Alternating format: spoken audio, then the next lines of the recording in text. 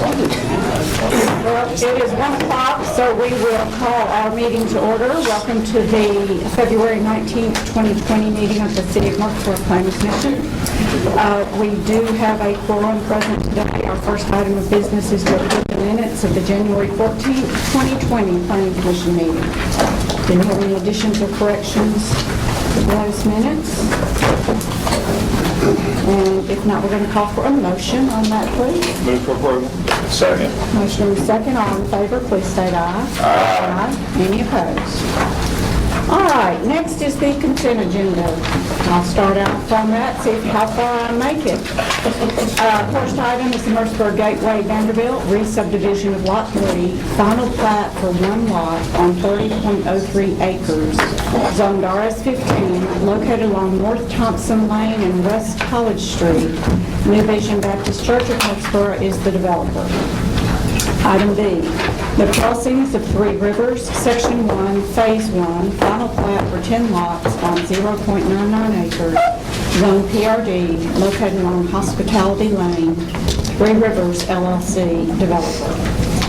Item C is the Villas at Evergreen Farms, Phase 7, final plat for 2 lots and horizontal property regime plat for 45 units on 14.76 acres, zone PRD, located along Al-Sheba Run. Evergreen Farms Development, Inc. is the developer. Item D is the Fred H. Ferrer Limited Partnership Property Re-subdivision of Lot 2, preliminary plat for 2 lots on 3.27 acres, zoned CH, located along Brinkley Avenue and West College Street. Andrew Ferrer is the developer. Item E is the Marketplace at Savannah Ridge, preliminary plat for 8 lots on 24.14 acres, zone PUD, located along Shelbyville Pike and Joby Jackson Parkway. Murfreesboro North LLC is the developer. Item F is Marketplace at Savannah Ridge, final plat for 8 lots on 24.14 acres, zone PUD, located along Shelbyville Pike and Joby Jackson Parkway. Murfreesboro North LLC, developer.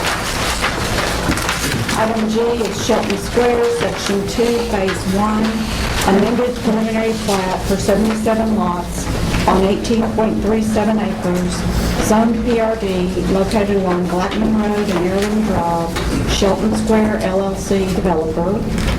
Item H is Shelton Square, Section 2, Phase 1, final plat for 77 lots on 18.37 acres, zone PRD, located along Blackman Road and Maryland Drive, Shelton Square LLC, developer.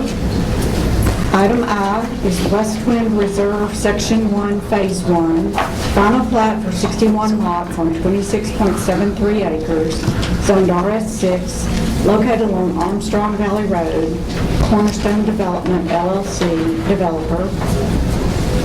Item J is Cracker Barrel Old Country Store, re-subdivision of Lot 2, final plat for 2 lots on 4.17 acres, zoned LI, located along Shelby Street, Cleta Brooks, developer. Item K is Forest Point Townhomes, final plat for 1 lot on 4.98 acres, zoned RM16, located along Middle Boulevard and Forest Point Drive, Advent Capital Partners, developer. Item L is the Gardens of Three Rivers, Section 2, amended preliminary plat for 60 lots on 12.55 acres, zone PRD, located along Eldon Creek Drive, Achiever Development, developer. And item M, the Gardens of Three Rivers, Section 3, amended preliminary plat for 42 lots on 9.45 acres, zone PRD, located along Audubon Lane, Achiever Development, developer. So are there any items on the consent agenda that anyone on the Planning Commission or staff or in the audience would like removed for further discussion?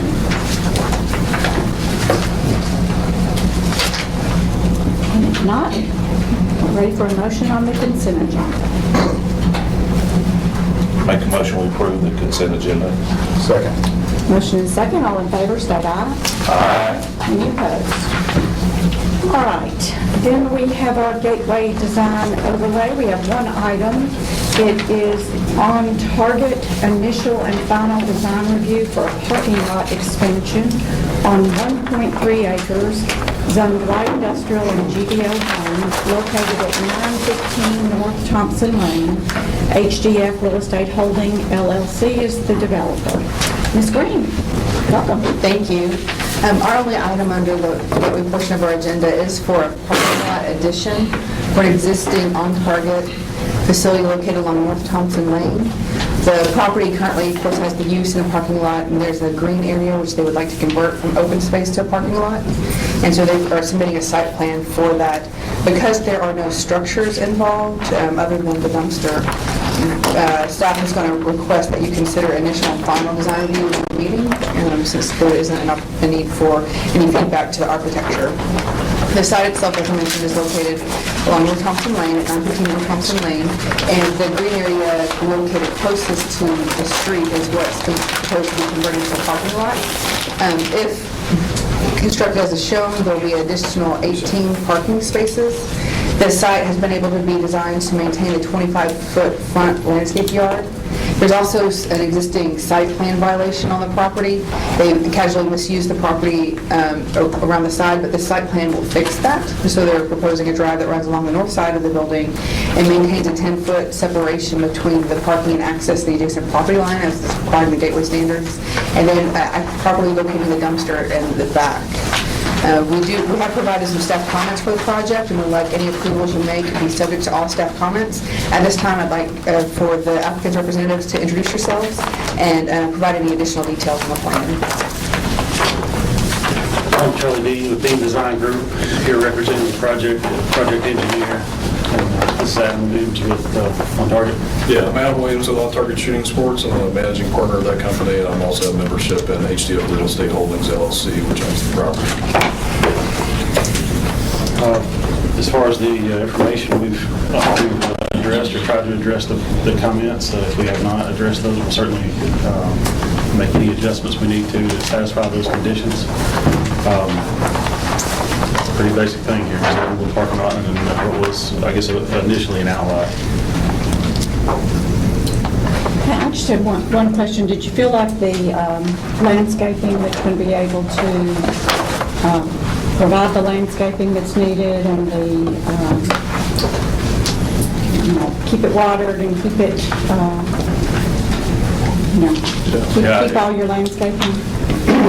Yes, yeah, we've, I think the plan we have satisfies all the requirements. We're not asking for any adjustments to that.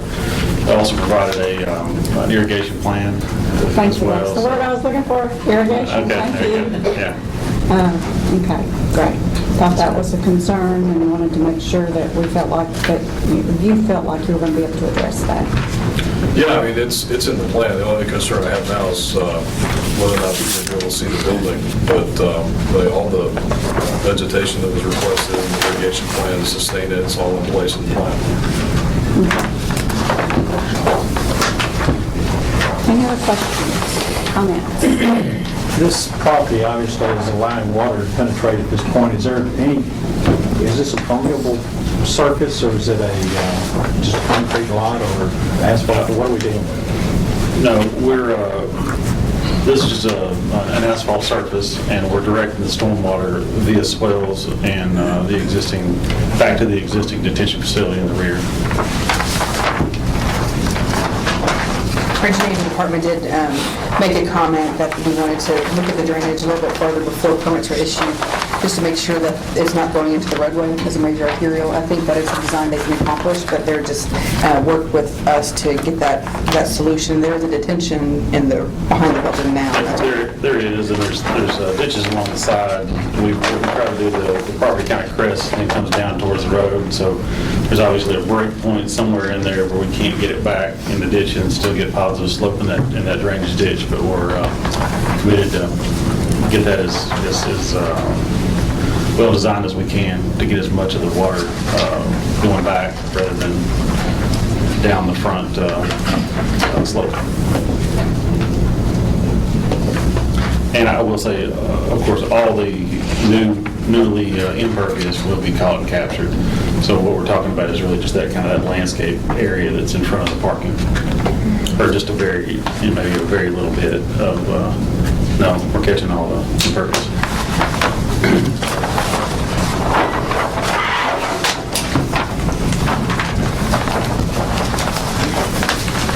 If there's no other questions, I'll make a motion that we approve, subject to all staff comments.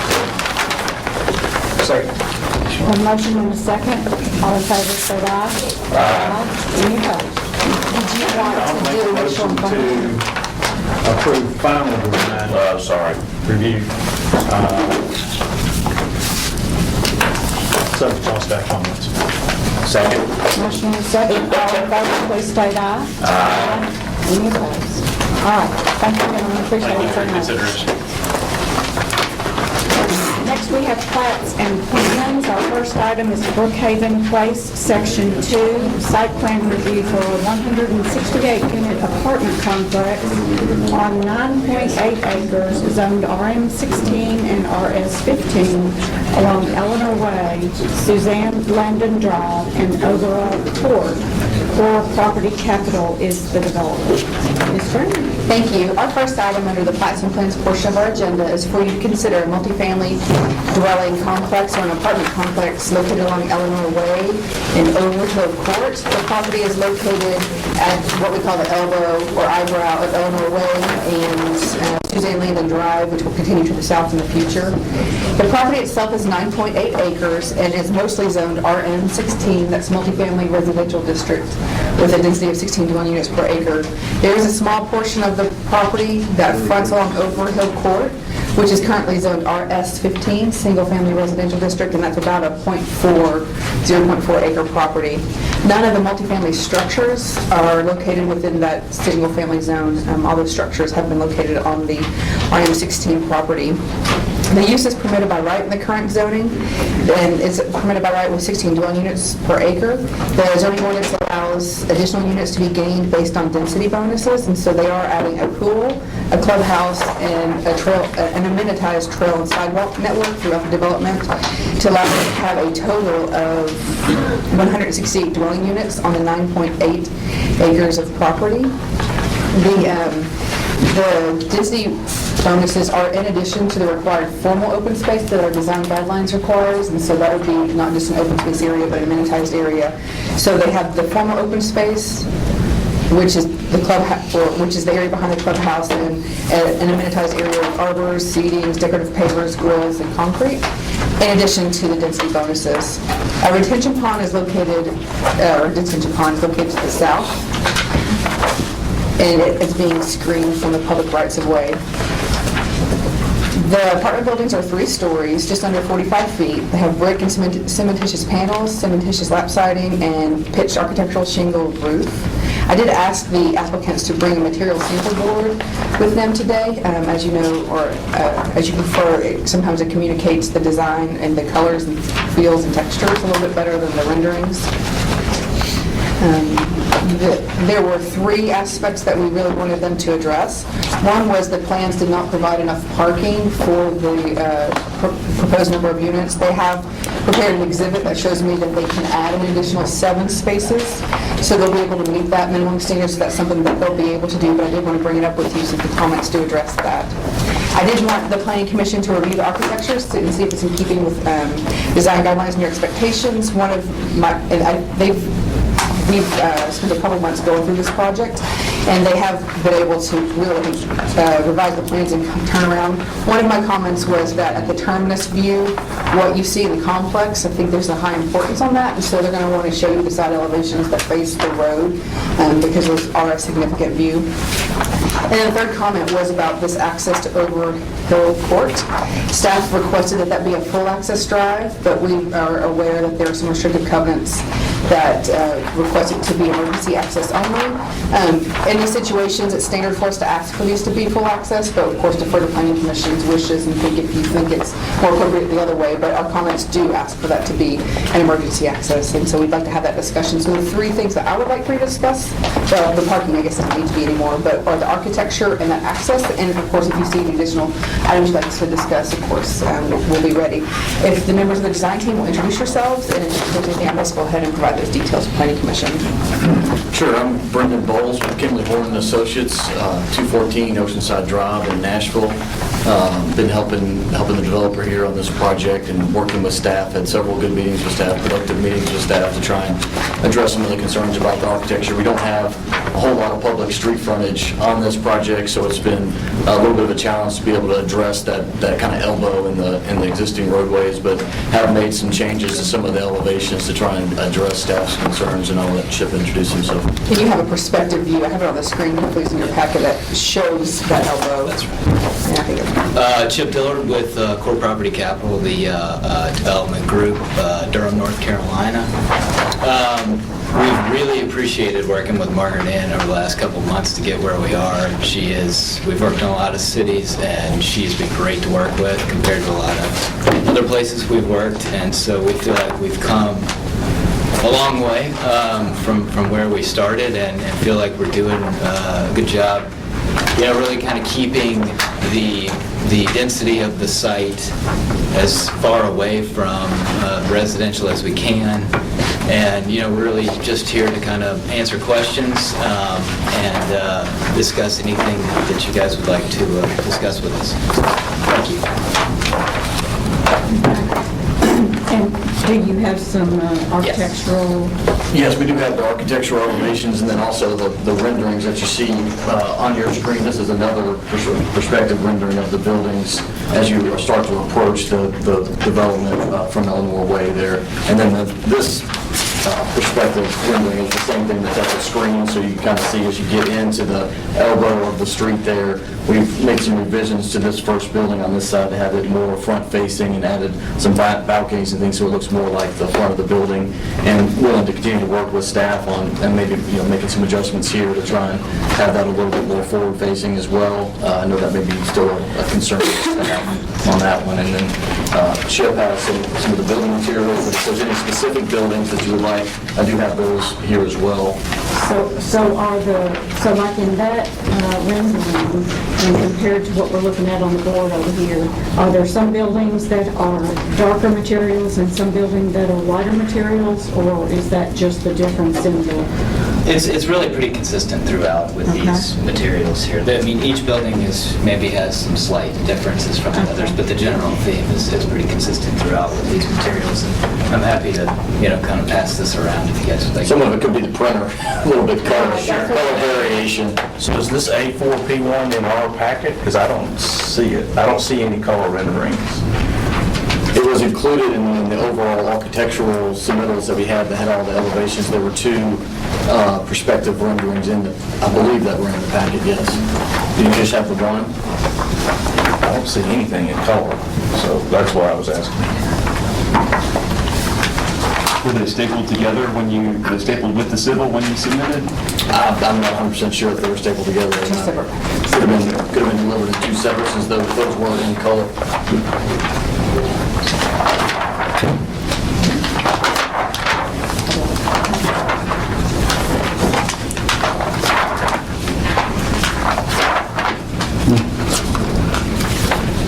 So I'm looking at your color rendering and looking at your board, and I'm not connecting the two.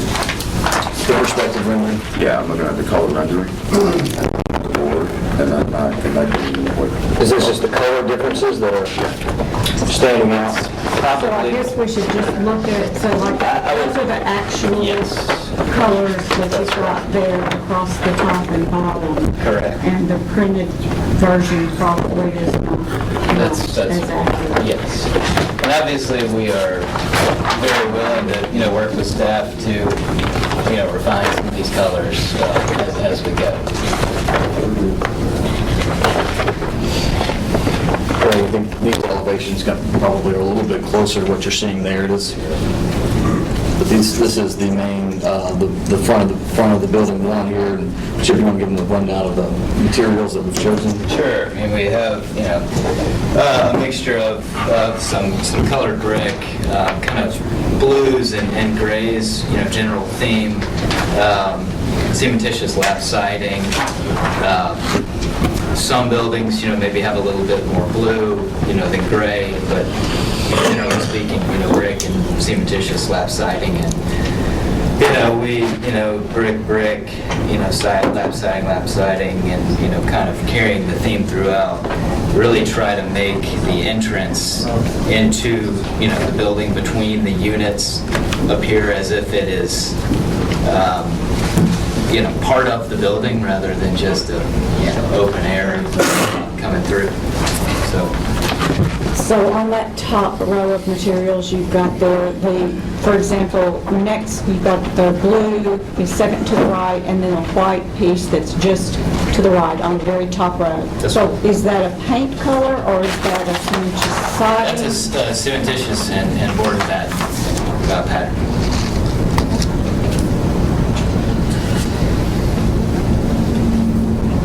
So talk to us a little bit about the distance between any one three-story building to Brinkmead. And then also talk to us a little bit about what the berm, if any, or landscaping that would be between Brinkmead and the back part of your property. Sure, there is, looks like there's roughly 80 feet or so from the property line to the nearest building, which is building 4 in your site plan package. Right. And there are requirements for landscaping, and I believe there's also a fence back there that they're proposing. Yeah. We are proposing as part of the site plan, so it does call out a proposed fence, and then the landscaping should also be included in the package. Looks like a 20-foot landscape buffer type D is what's chosen. Okay. Back there on sheet L3-00. I would say in that, all that's required is a landscape buffer. We have an option to reduce the amount of landscaping, but not the width of the buffer if you put a privacy fence up.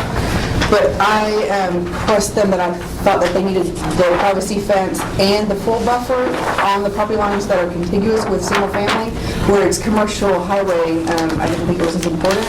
So they have the privacy fence running along the existing homes in addition to the required buffer, not a reduction in the buffer. I told them that I thought it would be important when it came to you that that fence really provides a barrier for headlights and the parking is on the perimeter there. That's kind of So what they have the fence and the landscaping.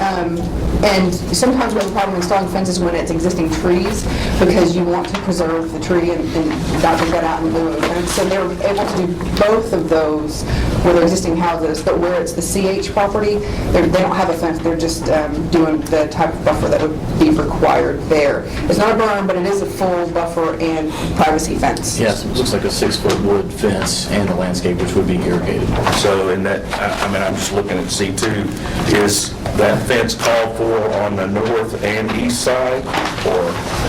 North and east, that's right. Okay. Yes, it is labeled on both sides there for the residential. On 2-01, the page left is north, but it says proposed fence, and then it's also on the east side.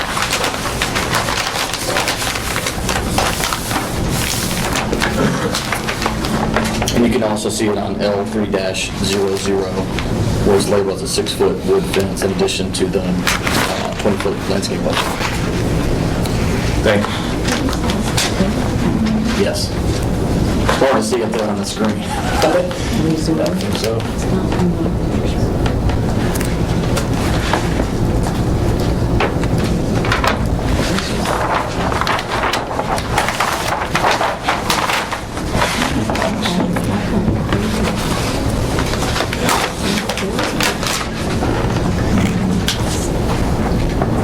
I did see like notations, so woven wire fence, but I think it's just those are referring to existing fences, not the proposed fence. The proposed fence is the 6-foot privacy fence, wood fence. Do any of these properties have an existing fence already, or they do?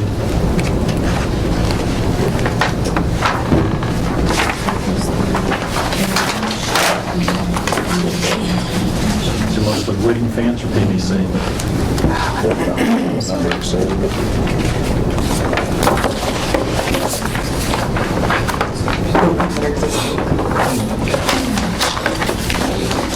do you say on the cover, it refers to Murfreesboro, Rutherford County, Georgia? I think it's supposed to be Tennessee.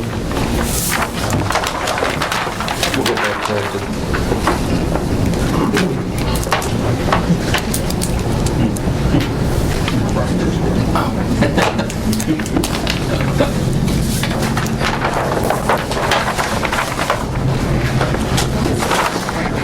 Okay, so parking is an issue we need to discuss. They have an exhibit that shows that they can now meet it. They either needed to lose units or add 7 spaces, and they were able to add those 7 spaces. So they've been able to accomplish that. When the comments were written. And you're comfortable with where those 7 spaces were Yes. added? And then architecture, anything else anybody wants to say on architecture before we move on to the discussion about the rear access? I was just worried it seems kind of dark, but I think it may be, I don't know if it's just the rendering. I mean, I certainly like all the blue and gray colors, but not if it's all that dark. Which one is the predominant color?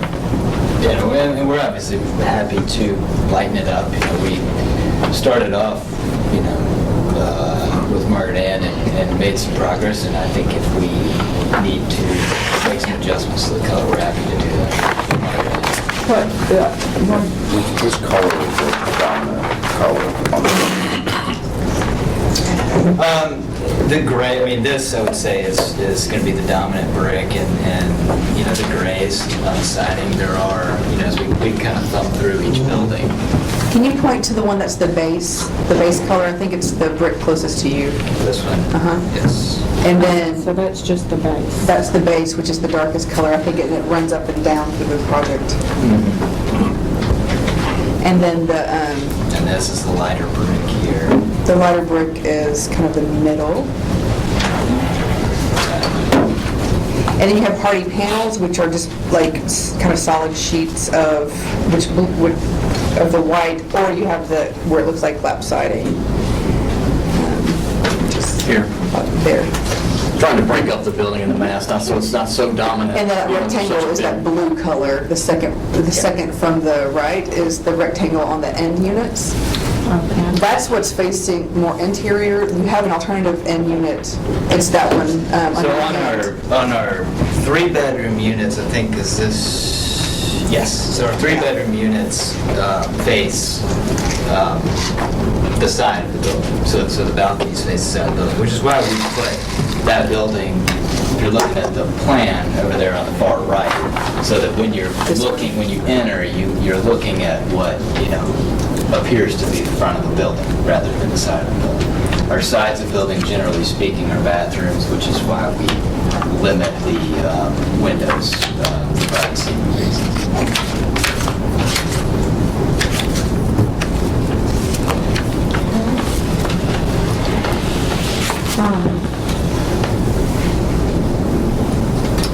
And I just had wondered on the rear access. You know, I know that we spend a lot of time asking for additional access, but in this case, I wasn't sure. I'm perfectly fine with the emergency access versus just a standard access in and out of that subdivision, mainly because I don't feel like there's a lot of reason for these people to want to go that way. So why just have an extra open access in and out when I don't feel like the neighbors are going to want that anyway? So, you know, there's going to be a street light on Eleanor Way and Memorial. So I seem to feel fine with the gated access or the emergency access, but I'm not sure what all the rest of you think, or if you have some other comments that would change my mind another way. Can I ask the question, is there a chance that open access would improve folks in the community's access out? I know they're going through an apartment complex in order to get there, but Can you give us kind of an overall picture here where we can also see what's the other street that goes out, that the residents from that subdivision would be using? It's so small. Let me see if I Yeah, can. they would be trespassing on private property, so they would use that as a cut through. because it's not public So street. yeah, I think it would be more about dispersing the apartment traffic rather than adding another access point for the adjacent neighborhood. So this is Eleanor Way and Medical Center Parkway, and the property is highlighted in blue here. And so Eleanor Way turns into Suzanne Landing and connects to the south to Regal Square, where there should be a signal. Is Regal Square have a signal? No. Wasn't it going to be Eleanor Way, there's a signal? Oh, right, Eleanor Way is a signal. And then there's... And then here is the little .4 acre portion of this property that's owned single family, and this is where the access drive is, so they could, of course, go south or come here. And think there's that's Brent a Mead. stoplight there too, so that doesn't... Right. Eventually, Suzanne Landon will get drivers all the way down to Osborne Lane. Of course, that would still be a ways off, and that would occur with As development. as development occurs, yeah.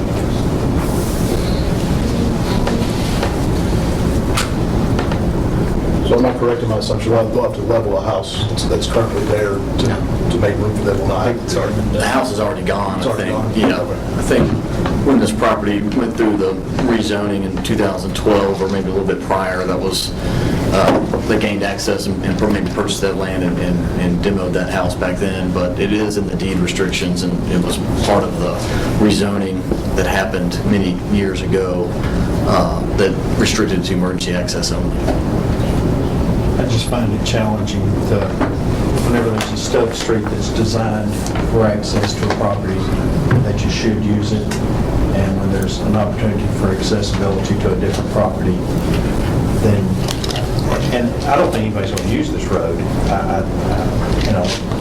For the neighborhood, it's no advantage to cut through the apartments, and for the apartments, there's no advantage to cutting back into the neighborhood. I don't think anybody's going to use it, but in an emergency situation, it's obviously got to be there. If it's going to be there, it might as well be open so that there isn't, an option, I guess, in the worst case scenario, in the tornado or something like that. But I just struggle with the lack of consistency if we start picking them out and saying this one's not very important, so just turn it into a emergency access point, when many neighborhoods would strongly say, we just don't want these people coming to our neighborhood and say the same thing, when we need that ability to move through in and out of the property. Sometimes we need it. This property doesn't necessarily need it, but I think for consistency's sake, when we tell people if there's a stub street, we want to connect to a stub street. If there's a connectivity opportunity, to take advantage of it. If we start picking them out and saying we're not going to do it just because we don't think it's going to be used very much, I think that's something that will be held against us in the future. I think what we did, though, in 2012, for the neighbors that were complaining at the public hearing that we were having, is we said it would be emergency access only. And if it's my understanding, there's some deed restriction There that is. says they can only have emergency access, because that's what we required, because we were listening to the neighbors. Right. And so, it's not like we're going against ourselves and what we've done. We're the ones that require it, I believe. I don't think we required it, they voluntarily added it because the neighbors wanted it. And we're not, restricted covenants, of course, don't take away the city's ability to mandate good design and control access. Those restricted covenants were voluntarily placed on there, that's how they came into being, by the landowners at the time, because they heard from the neighbors say that they didn't want that. So it wasn't something the city required. So that we would approve their plan. So we would approve the zoning, yeah.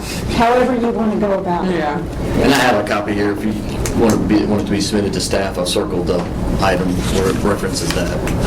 It can be submitted. And it would be better for us if it were open access, but we do not want to violate. But it's not going to be a construction easement, it's not going to be a road that anybody travels regularly. Is this project itself, it's not a gated community though, is it? So there's no gate that's going to be there. There's a gate on Overhill Court, isn't there? Oh, there's a gate in the back, Yeah. but not on the... But not a gated community. Oh, right, It's not a yes, gate to get into the community.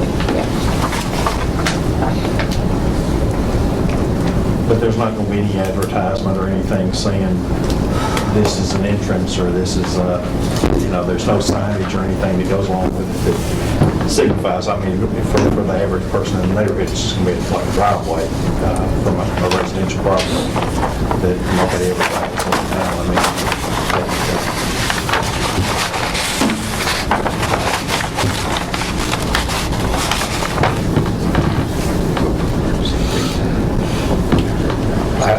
I understand what Eddie's saying, but correct me if I'm wrong, I think, I'm using the developer's name, this wasn't the project name, but Brian Berryman's project that we did, that's, I thought that we did put up, we dictated that there would be an emergency gate that would be, I think, Tulip Hill Road, or some access. Lee Street. Lee Street, okay, was that it? So, I think we've done it, and we've done it in the last, We have done it. Yeah. I mean, But that was because that neighborhood didn't want people using that road. And in this case, I don't know.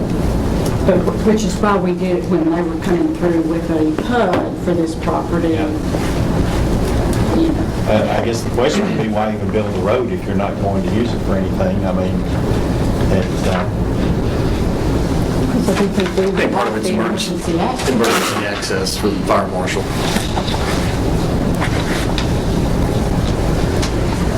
It's fun, just with the one thing I thought that's somewhat similar, I think over on Joe Lane, there's an apartment project, and it backs up to a single-family residential neighborhood, and of course, that was a rezoning, so we heard from people, but we put a crash gate in there, because we definitely wanted the ability to get in and out for another way in the event of emergency, but not to have the apartment resident generally using the neighborhood streets. I think this seems to me to be kind of analogous to that. For the emergency access would be good, but I think if we heard from people on this, a lot of people would say they didn't want the normal traffic. And I think we have a different situation where we have a stud street that's a public street, as opposed to this being a private driveway on through an apartment complex. I think we would generally, I think we certainly have a reason to treat those differently. yeah, I just don't know that a gate don't look worse than having an open drive that nobody uses. I mean, I'm looking at it from a consistency standpoint. You think of beer, we go to church every Sunday morning, you be consistent, but it might not be a good practice. And that's kind of the way I'm looking at it, is maybe consistency is not the best thing to look for on this particular project, so I'll argue against myself on that one. I did have a point of clarification. So this is RM16 zoning. How does the new sewer ordinance impact this, just for the folks in attendance and for the record? They would have to drastically reduce the number of units. The city council did give a date of April 15th, which was after a planning commission meeting in April. I think that this isn't the only type of application, but we've seen a push of people trying to get some plans approved before the April 15th deadline. I'm sure that they're desperately looking for approval before that, so we can get in. And if they do get approval, so long as that plan's valid, they can construct as many units. But if they came in after April, it would go from, they have about 17 dwelling units an acre, down to 9 dwelling units per acre. So it would almost cut it in half. Thank you. It's our understanding that the site plan that we're asking and requesting from you today would kind of grant us that sewer access for the RM16 zoning.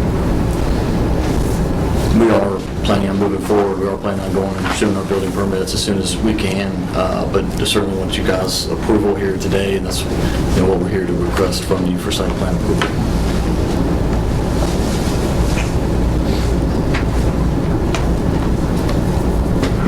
Okay, any other comments, questions, discussion we need before we have a motion? If there are none, I'll make a motion to approve sunnyvale.com with the gate or without the gate? with the gate.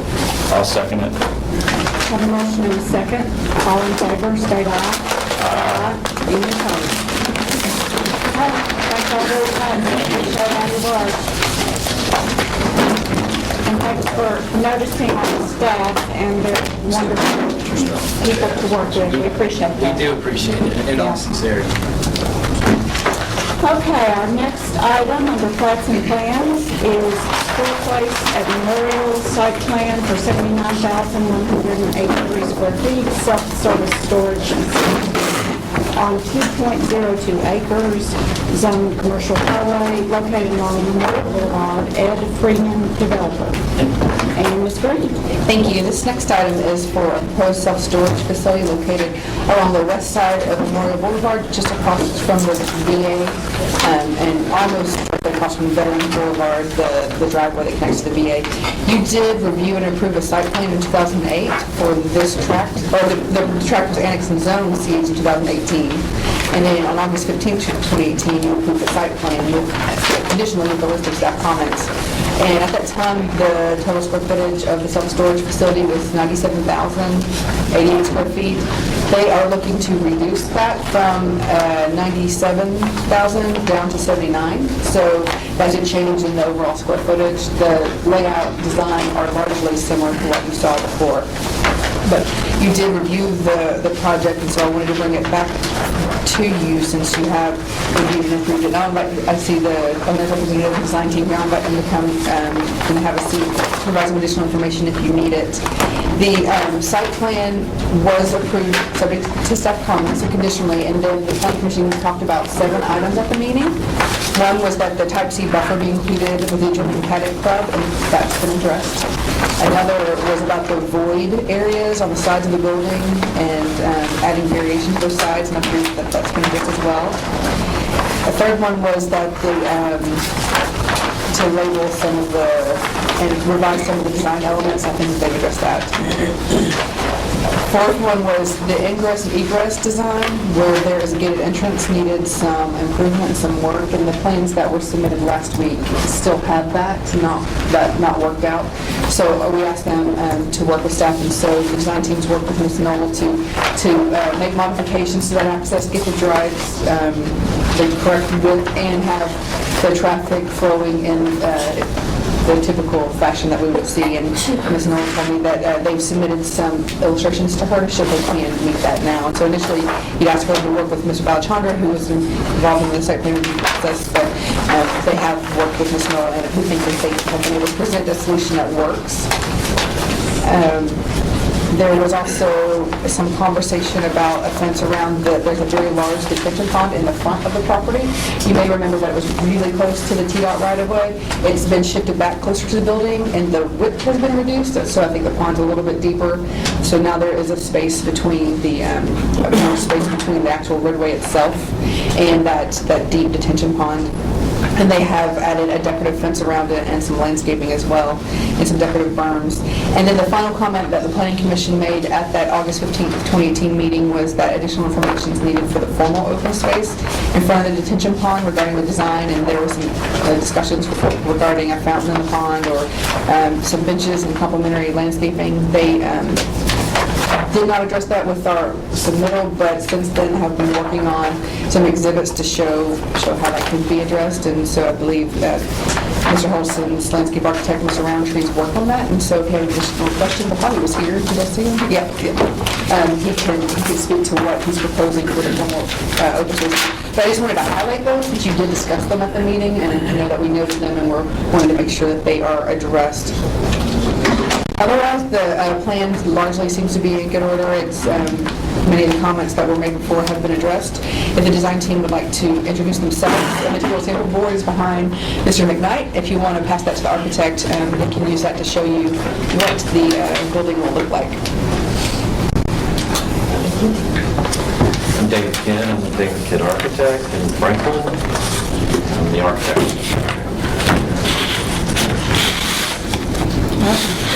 Hello, Mr. Huddleston. I'm Bill Huddleston, Huddleston Steel Engineering. Thanks for having me today. It's always an honor.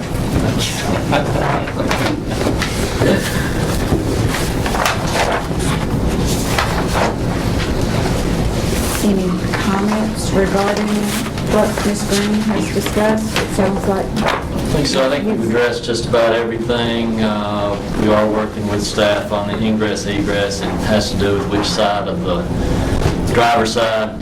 You know, you try to hit the driver's side door with the keypad, and we got to work through that. detail, but we think we can handle it. And then I do have a formal open space exhibit that shows a level play lawn, 4 benches, 2 tables, decorative pedestrian lights, and a new sidewalk in that area in front of the detention pond. Pass that around if you want. I think the architecture basically looks the same, is that correct, as what you approved before? Greg Freeman's the developer, he's got 4 or 5 store places now, Murfreesboro 5. So, been a good corporate citizen.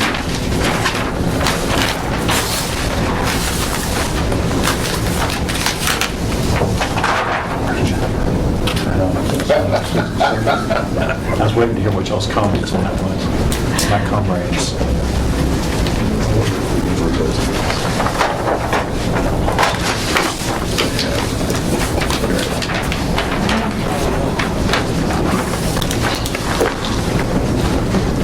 Y'all gonna have food at the storage place?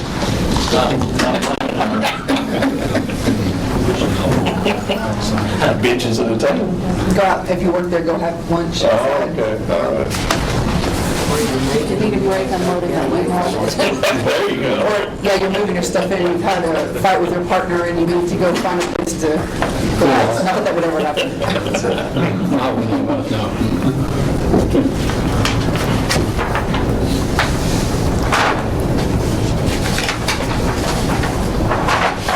I think you've gone over and beyond. I think it looks good, and appreciate you working with staff to get it there, and I'll make a motion that we approve unless somebody's got questions about the 7 points that Margaret Ann went over, but I'll make a motion we approve subject to all staff comments and working on it. And y'all have any comment on this black chain link fence? It's not a chain link fence anymore. They're doing aluminum. 6 foot black chain link? Yeah, that's the old plans. I actually had a conversation with Manley regarding the fact that black chain link is not decorative fencing. And he emailed me this probably shows the revised fence type, I think. Aluminum black wrought iron looking fence. She very much called him out on that one. I did. Thank you for bringing that up. So I believe we have a motion. Second. And we have a second. So all in favor, state aye. Aye. Any opposed? All right, thanks, everybody. Appreciate it. Our next item is for commercial center site plan review for 5,005 square feet retail warehouse on 3.2 acres zoned commercial highway located along West College Street and Brinkley Avenue. Fred H. Farrell Limited Partnership Developer. Ms. Green? Thank you. The next item on plots and plans, and the final one that I'll be presenting in this section, is for a redevelopment of property that's located on the corner of Brinkley Avenue and West College Street. I'm not sure there are any mobile homes there, but there may be a few left, if you're on something now. But this was previously a mobile home park, and they're looking to redevelop the site, to remove all those mobile homes, and to develop it with a commercial use. The property is zoned commercial highway district, so the mobile home park is a non-conforming use, and so they're getting rid of that, which I told them probably would be a benefit. This property is located near to the emergency services building and along the west fork of the Stones River, although the majority of this property is not located in FEMA's 100-year floodway or floodplain. As I mentioned, it's on the corner of Brinkley Avenue and West College Street. West College Street is the street with the higher functioning classification, so we asked in their design that they address that street and have a presence to it, even though it won't be the entrance. So one of the shorter elevations with the windows is what you'll see from West College Street, and then the Brinkley Avenue will present as a front, but the actual access to the building will be in the back where the parking lot is. The proposed building is 32,000 square feet, or just over 32,000 square feet, and it'll be a retail store. What? 32,000? Oh, 4,000, sorry. I wrote the wrong number down in my head. Yeah, I would have that big. And so it'll be a retail paint store and a warehouse, and so they do have a delivery door in the back. You can see that overhead door, and they've been able to locate it so it's not visible from West College Street. The architect has worked on designing the building so that it meets our design guidelines, particularly breaking up the elevations and screening the rooftop units. Here's the site plan that shows the structure. All the parking's in the back, and this is developing just a smaller portion of the property, and we expect that at some point in the future they'll come back with redevelopment of the rest of the property. They designed it with a shared access drive and with commercial connections throughout the development. If you have any questions regarding this section, I'll be glad to answer them. There is representative here this afternoon, and I think that I did want to mention that we do have West College Street identified on the major transportation plan for improvements, and they are dedicating 10 additional feet to the city for additional right-of-way, what we'll need to make those improvements. The other side of the street is property actually owned by the federal government, so the likelihood of us getting it right away from them is very low, so this additional 10 feet will be what we need for any future improvements identified on the major transportation plan. So you've been able to accommodate that as well. And there's a plat, I think, that you have that shows that. So can you tell us, like on A51, what's facing West College and then what's facing Brinkley, just for... So if you look on the leftmost elevation on this page, the top left, that's what's facing West College. Okay. And then in the middle top, that's what's facing Brinkley. Oh, no, wait, sorry. And the middle bottom is what's facing Brinkley. You see there's no door there. Okay. The middle top is what's facing the parking lot. Okay. You'll see the door on the right side of that elevation. I did ask for them to wrap the parapet around that corner because you can actually drive in West College, you can see that elevation. I don't know that they necessarily need to do it all the way down. Yeah. They do need to treat the back of those parapets, but that corner where the actual entrance is. And of course, on the left side is where the overhead door is in the parking lot. And then the short side, the north elevation, lot 1, is what faces the shared access drive. Remember the entrance on that inside? Yeah, the entrance to the building is actually on the rear of the building. And some of these design choices are because our design guidelines call for breaking up a long facade into 40 feet or more and having them taller than they are wider. And so they've done that to kind of break up the elevation and also ask for void areas, and so that there are reliefs in the plane. It's not just a solid wall. And so that's what some of that is doing. And they've added a base along the West College Street elevation.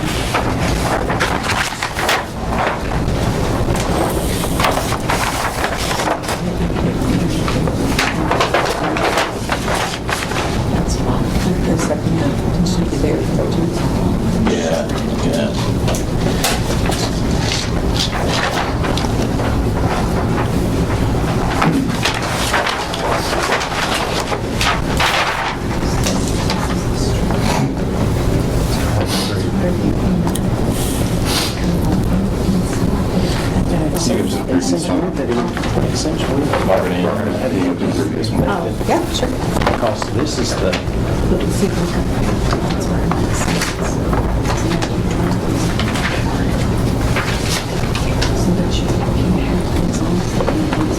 this is the side facing the street here, and that side is, that is the loading dock with those windows there. Opposite side of it. Opposite side. This side. Is this the loading dock? That's the loading dock. Wow. It's right here. Makes more sense. Yeah.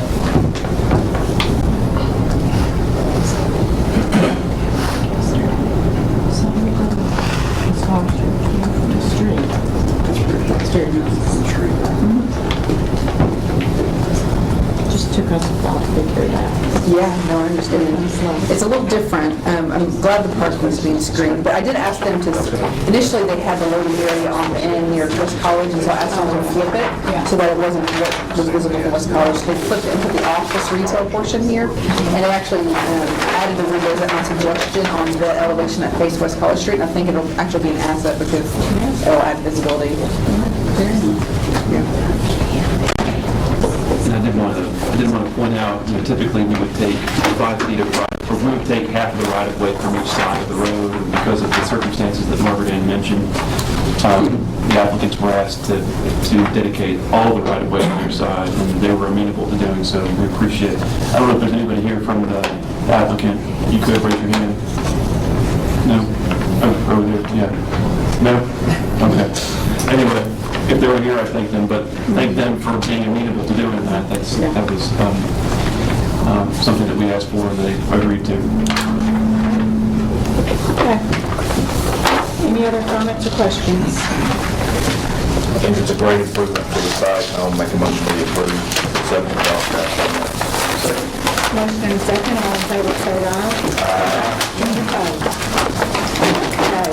Item D, the villas at Amanda Square, site plan 23 single-family attached dwelling units on 1.46 acres, zoned RM16, located along the northeast side of Southeast Broad Street, Centennial Construction LLC, and Landmark Homes of Tennessee developers. Ms. Carter? Thank you. This site plan is for the villas at Amanda Square. It's a residential development for 23 single-family attached dwelling units with a density of 16 units per acre. The property is zoned RM16 and consists of 2 lots located along Southeast Broad Street. That's between Middle Tennessee Boulevard and Tremont Drive.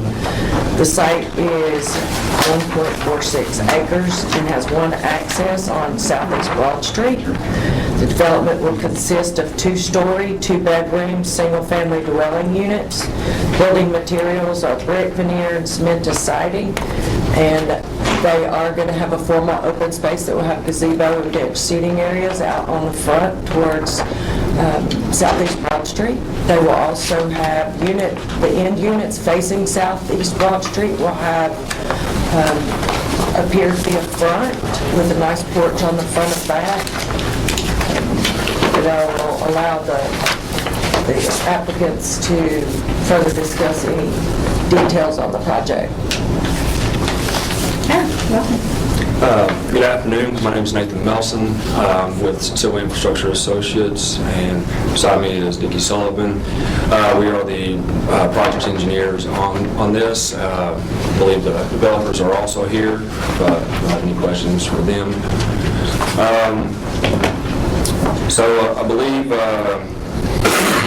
we've been working steadily with staff on this project, and we believe that we have met all their staff comments, and if there's anything outstanding, that we're of course willing to work with them on anything.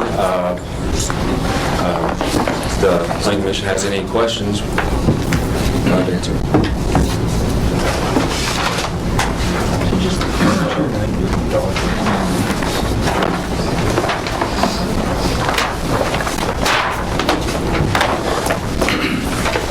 There are 2 different styles on these buildings, if you notice on the rear of the building.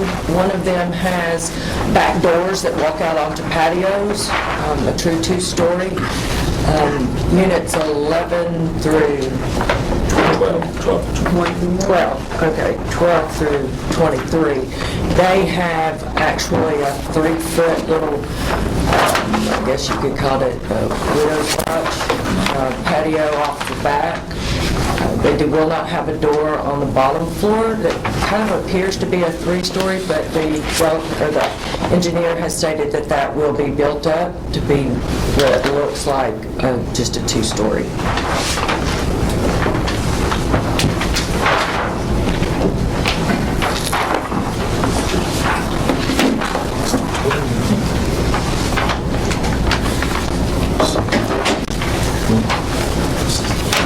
I will say there are a number of outstanding staff comments that give an approval that the design team needs to work with planning with staff upon approval.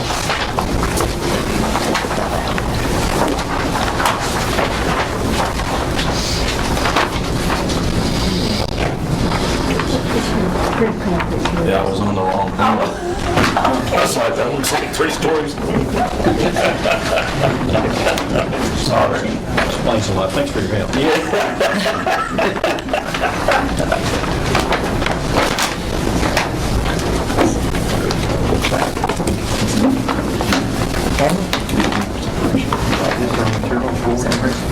y'all have a materials board or anything?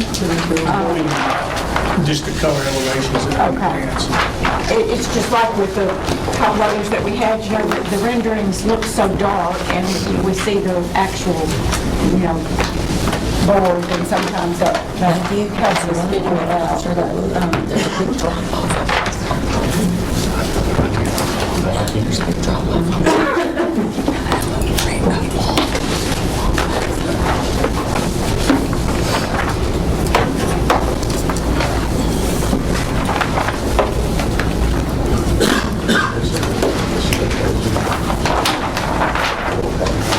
That's on this side.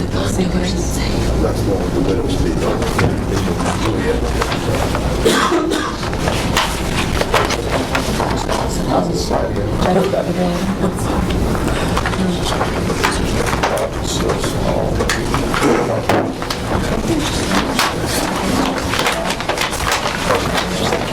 Just like the back of the gym. Steps out on the sidewalks. But the sides, that's looking at this. Yeah, it's just the back, it's like the back of the house.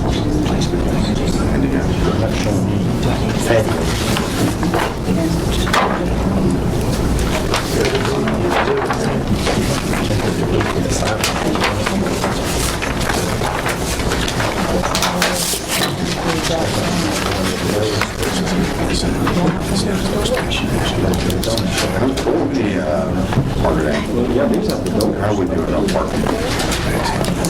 Yeah, the parking does meet the parking requirements per the zoning ordinance. It's based on 2 bedrooms per unit, and it was, they were right at parking with it. 1.1 parking spot per. It's all of you. Might not be in that. Just might not be in that. Parking spaces, 23 units and two bedrooms, 1.1 spaces per bedroom, 51 spaces required, and 51 spaces and 3 handicap spaces provided. There is the plan currently is showing the dumpster backing up to residential areas, and the developer and the engineer have stated that they would agree to move that out of the minimum building setback back there and put it on the opposite side, and then add additional parking where the dumpster is as well. I see. Park the battle up here between these people over here. Now, I would like the opportunity to talk a little bit more about the former open space being so close to Broad Street. We might see if the applicant might be willing, or able to move that over to the opposite side, where they might have a little bit more room to stay a little further away from Broad Street.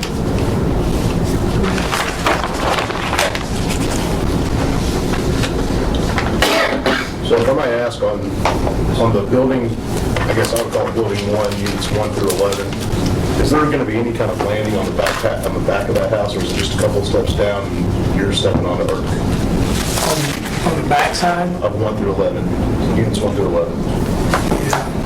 It's steps. It's just it's not, it's coming out flush with the ground. Okay. It drops off. Okay, so there's no steps or anything back there? Okay. Is there a patio, concrete patio or anything? So Just a- just door? Just a step, Or just a concrete step.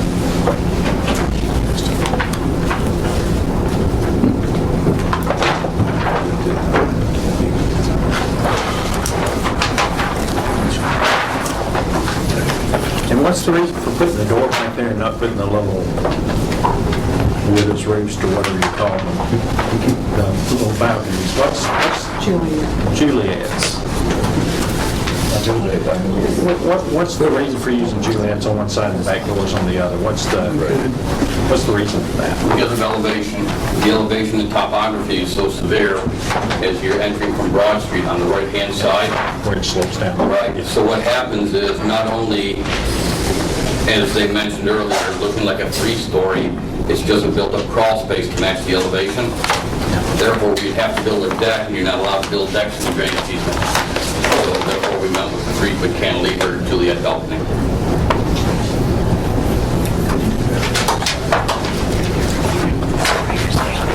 So Gary, 1 through 11, there's not any way to put any kind of porch or something on the back side of it? I apologize. I think I'm just a little bit older than you. I can't see that. Show me 1 through 11. It's the buildings on the left. On that side, yeah.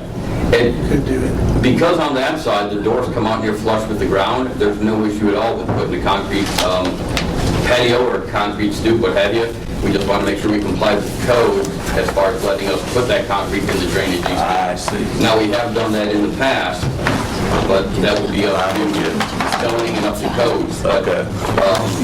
normally, we would put a 10 by 10 patio, and as long as it's allowed in the drainage easement, then it's no issue. I see.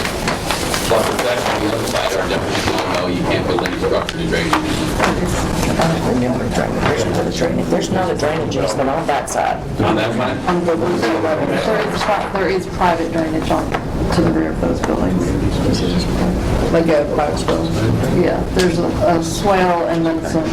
That's on 11 through 23. There's a drainage easement on 11 through 23 on the other side. There's not an easement, but there is infrastructure for this development that would not be required to be placed in an easement. Drainage, functional drainage, Yes. but not an easement at this But not a public easement because it's private water. It's not public drainage. So does that mean you can do it or not do it in reference to, or is it not prudent to do? It wouldn't be that good of an idea. Okay. Can't You get don't have a lot of water. I'm with you. Yeah. You have slope concrete. I don't know if you real good. Okay. Yeah.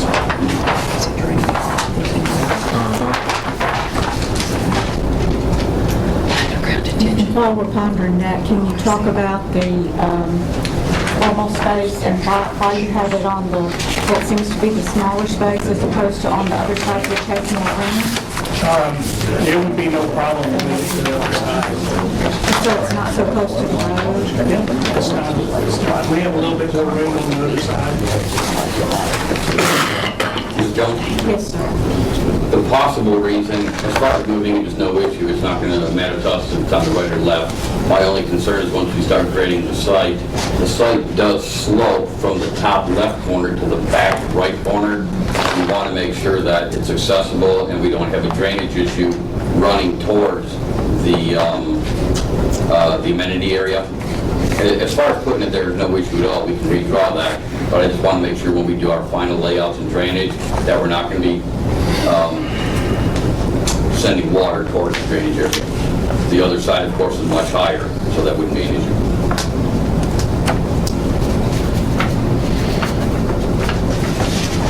What is the amenity? Where is the amenity here? Why not just...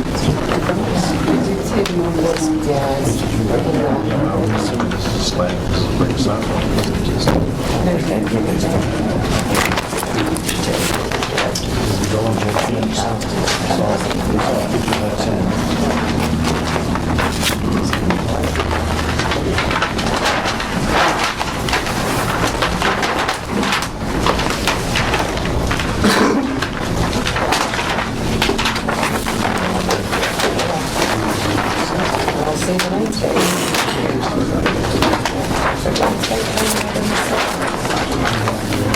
I'm not seeing their landscape plan in this set, but Well, we run an L page anyway. Past the architectural plans. it's all under the floor.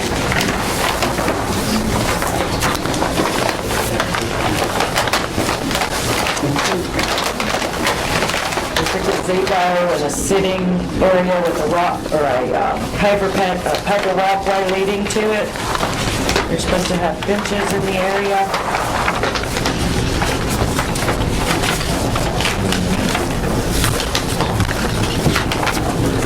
They haven't given us any, because it must have come There's elevation of the gazebo. There it is. That's on sheet A4.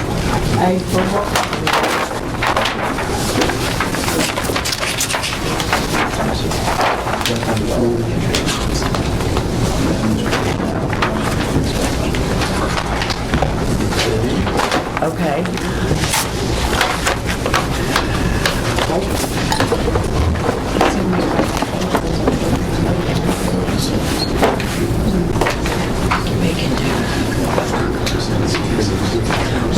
We might ask the applicant if they could change this from a gazebo to a pergola, open from the ground to the sky, because it is in the minimum building setback. And it can't be, but a pergola can.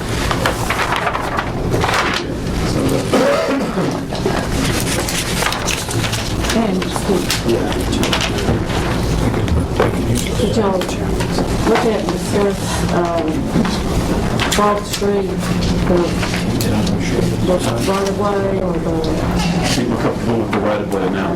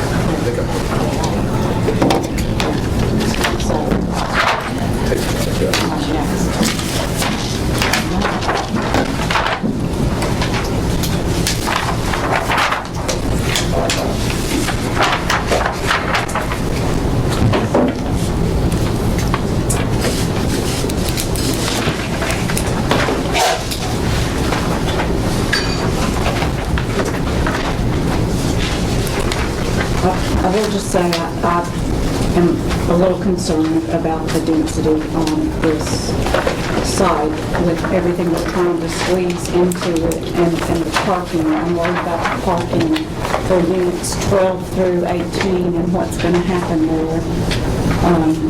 And just, wonder if it, just even maybe a few, 2 or 3 less units would be able to make it be a much nicer development with all the amenities you need, and we don't have any parking issues, and maybe give you a little more room, or maybe an L-shaped building and lose this right side, or I don't know.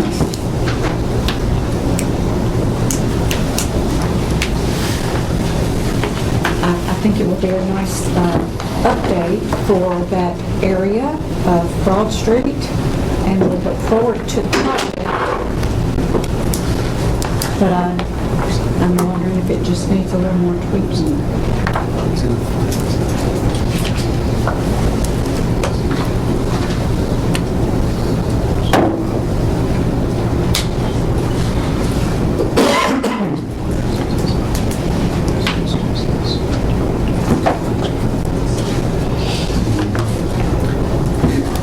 Are there, and I'm just looking at this, I'm not 100% sure I know exactly where this is, but is there a large tower, power tower behind this site? It's on the northern corner. So if you're like where you see the fence picture at the top, it's in that property. Well, actually, I apologize. To the northwest, it's actually two properties over, because on the north side you have Greenpoint Apartments, Right. and then on the other side of that property you have the tower. But you've got major power lines coming through. They're running through the property or alongside the property? No, they're on the other one. On the other property, they're not on this property.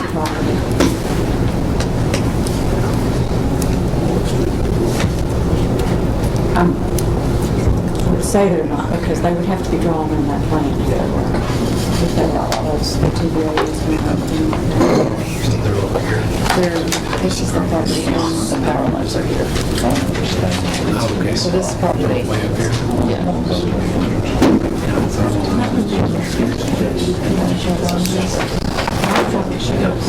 I put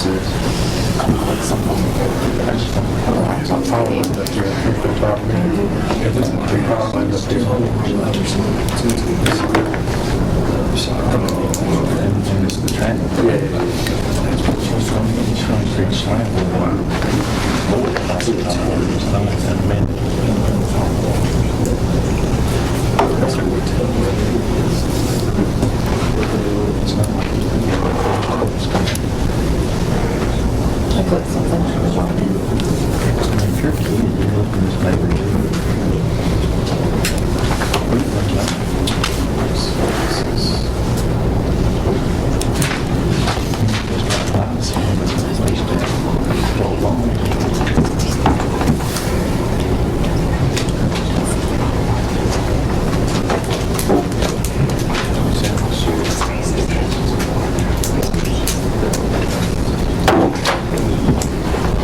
Okay.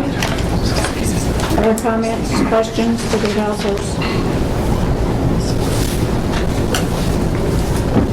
Of the staff?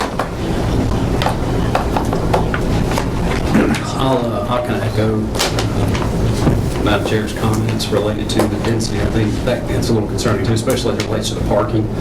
So will there be assigned parking in these spots, like Unit 1 has 2 spots, or is it just free-for-all and kind of deal? You thought through that?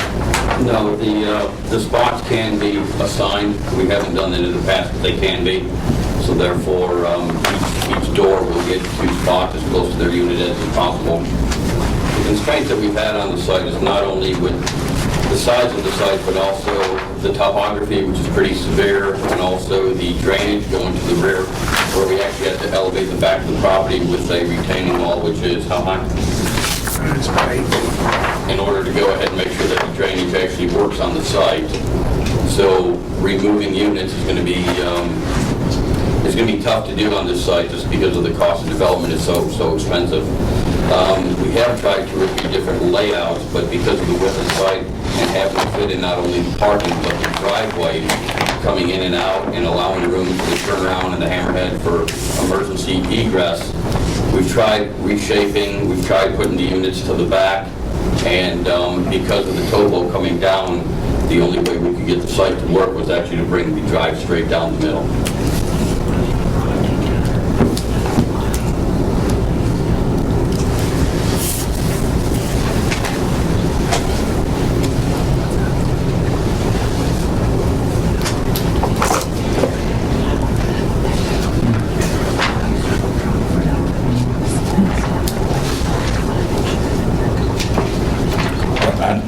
This is probably not a proper question, but there's not any undeveloped land adjacent to this property, is there?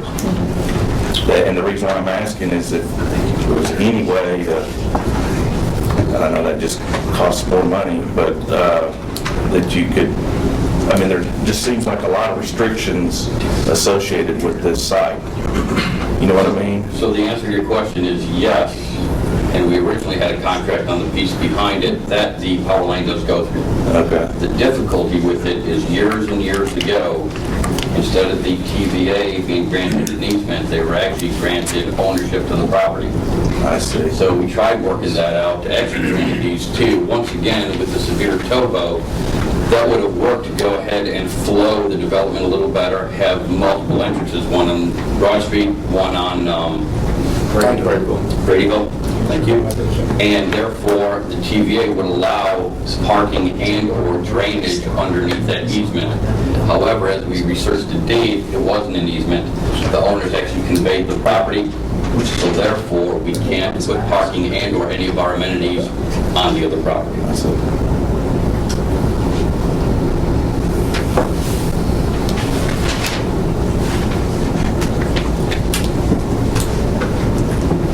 What have you done, and I don't know anything about this, obviously, but I'm not an engineer.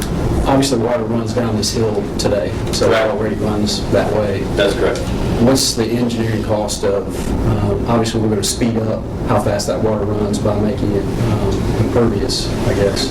And so from a retention standpoint, you got an 8-foot wall on the end of this. Sounds kind of like Niagara Falls at the end of the The property. water gets collected on site. Okay. And it's in 72-inch pipes.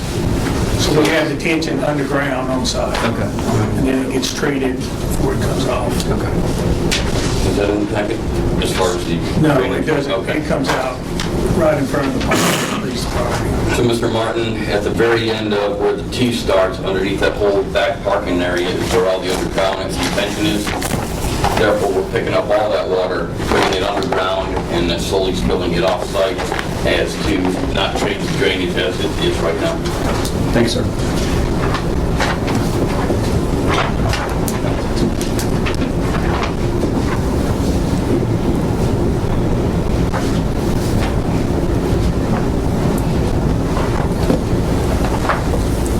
Do you have any other potential tweaks that you could make to this to bring it back to us to make us feel comfortable? I'm not feeling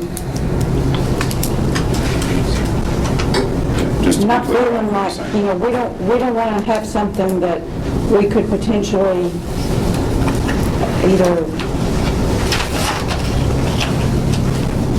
not make a motion on, or not, we want to try to do something, but I kind of get the feeling up here that we may need some changes to come through before we might be willing to. Fair enough. The thing we looked at in the past that we might be able to do is if we go ahead and eliminate a couple of the actual buildings on the front end where the pinch point is, so to speak, and then we come down towards the... 12, 13. Yes, correct, 12, 13. And then if we come down to the 21, 22, 23, we could actually make those stacked flats to where we would still have the density that's allowed out there of 23 units, but have them as smaller stacked units instead of a 2-story unit. And then would you be able to put some, a couple of additional parking spaces up here where you removed? Yes, correct. Yeah, one of the constraints is we can't put any parking in the easement on the front end. So that's why the parking has to start where the buildings are. But if we went ahead and eliminated, say, units number 12 and 13 and stacked those at the end, we could then park there also, correct? I do like having that parking spread out a little bit. I think that helps. And it helps just in the long run, even selling the units. It's in where you put the dumpster there.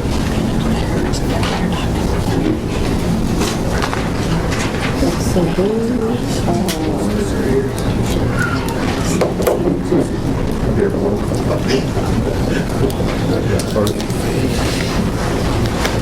Gary, I think that would help. You just got, you've explained it well, you got a lot of constraints here. I can't get past the fact that people aren't going to have a porch or a deck or anything, but I get it, it is what it is. We can do porches on the back. Yeah, Mr. Halliburton, on 1 through 11, they can all have a patio or small porch as long as it's concrete. On the other side, though, because of the topography, the only thing we can do is a widow's walk, so to speak, because there's no way we can put a deck in the easement, which that is a drainage easement. However, by doing that, and if we eliminated 12 and 13, would give us a little more room to put the amenity center on that side, get it a little further away from Broad Street, and then go ahead and do some stacked units on, say, 22 and 23, because there is a little more depth in that area where we could go ahead and have stacked units on 22, 23, eliminate those two, and add in some parking spaces. I think Ms. Noel just mentioned they would need to, that would require modifications to the drainage plans, so that would need to work with Ms. Noel on those modifications. Juliet's. If we did Juliet's on 1 through 11, then we would be fine. just the 3.5, 3 foot. Yeah. So if we did Juliet's on 1 to 11, I think we'd be fine. So both sides would have Juliet's on both sides. And can you actually step out on those Juliets, or are they just Yep. decorative? Yep. Yeah, there will be a 3-foot opening door, and yes, you can step out. It'll be 3 foot by approximately 5 foot wide.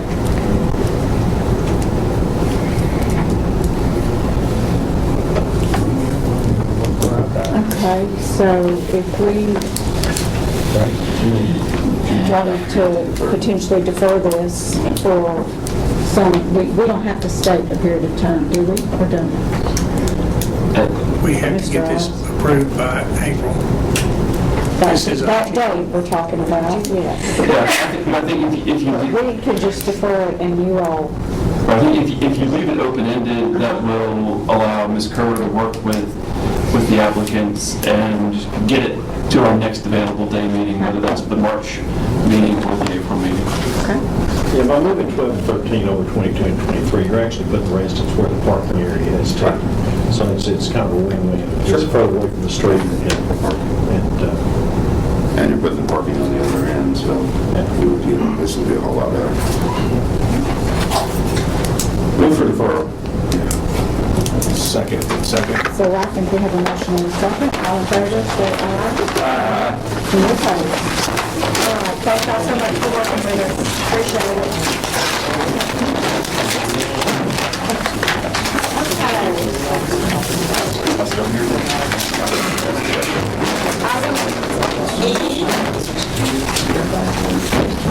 is Forest Point Townhomes site plan for 63 single-family attached dwelling units on 4.98 acres from RM16, located along the south side of Middle Tennessee Boulevard, west of Forest Point Drive, adjacent to Capital Parking.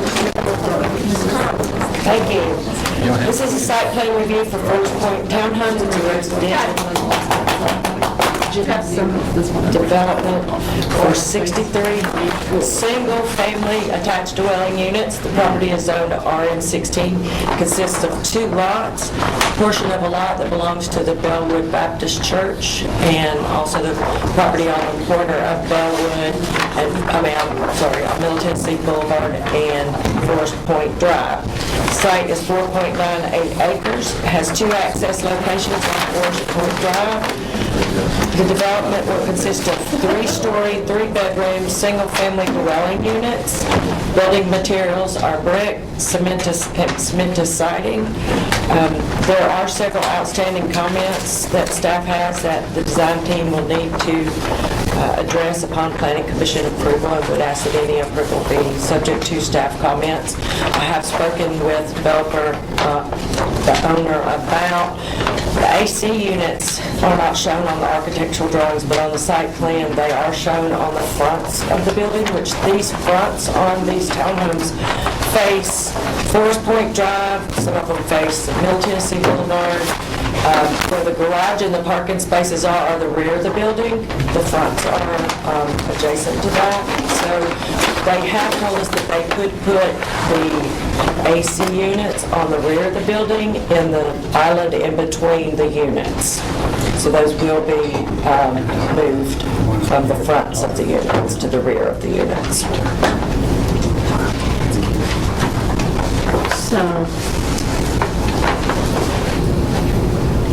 which one's from the front? The front is like a Middle Tennessee Boulevard, facing the streets, yes ma'am. And then the interior ones, the way you can tell what's the front is the parking is in the rear where the garages are. So you're saying you're moving the AC units to this rectangle shaped piece? I'm looking at E1, the rectangle piece that's between each unit.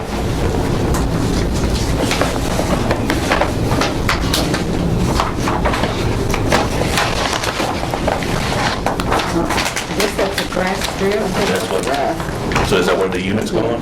Yes, sir. Okay. And we just discussed this morning, so I haven't even gotten You're saying that's where it can go? I'm with you.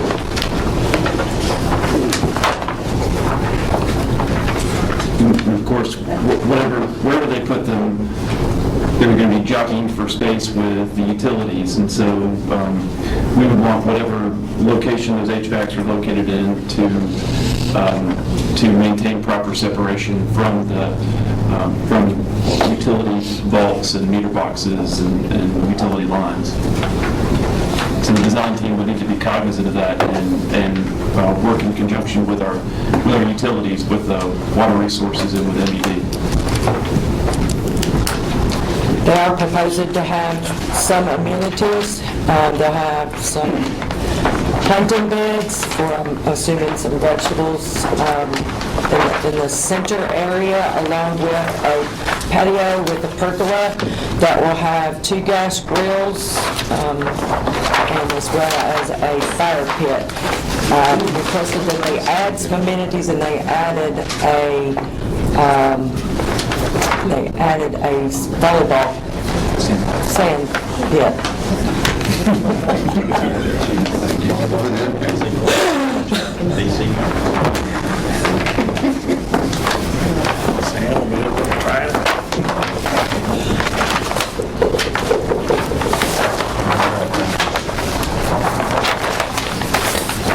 What are you looking for, Ms. Jones?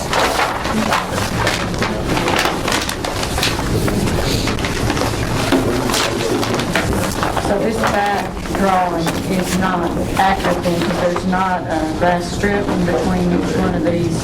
This is just all driveway. The center. I'll ask the design team to come forward and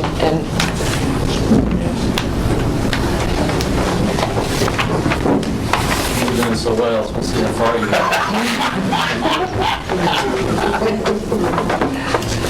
Yeah, I think we're talking about, this Pat Sanders, he's the developer of the property, Will Huddleston Steel Engineering. You're talking about putting an island between those garage doors. Correct. And you're right in saying that that's not entirely accurate. It doesn't reflect any of the site plan. It really just reflects the vertical construction. So they would include that island with the proposed HVAC units there as well. So how wide is that island? I'm not sure. I would have to look at the spec on the plan. It's going to need to be about 3 feet of clear. It's going to be maybe 2 feet. 2 feet. We'll have to get a special HVAC unit. The HVAC is a mini split condenser. Picture kind of like a cassette. It looks like that. So it's a pretty slim unit. It'll be able to fit in that island with ample space on either side. Are you worried about the cars? I was about to say, right at the bottom in front of it. Probably. Yep. I also wash doors with dogs. I put it in front of the unit, not on the side. Maybe I would do a detail showing where it is.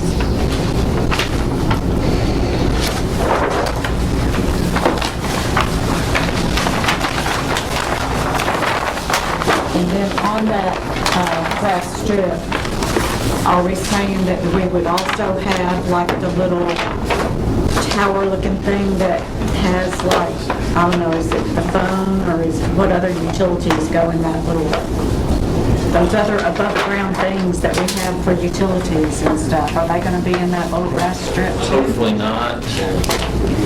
Those will probably be more likely to be in the islands in between the buildings. Mr. Huddleston with Mr. Samuel. The actual parking lot islands. And so even in the buildings where we have 8 units in a building, we're going to be able to get everything we need on the whole island. Yeah, what we would propose, and what we have to do is propose that to the electric department and sign off on it. What we would propose is to put it across the street on those units where we have some open space.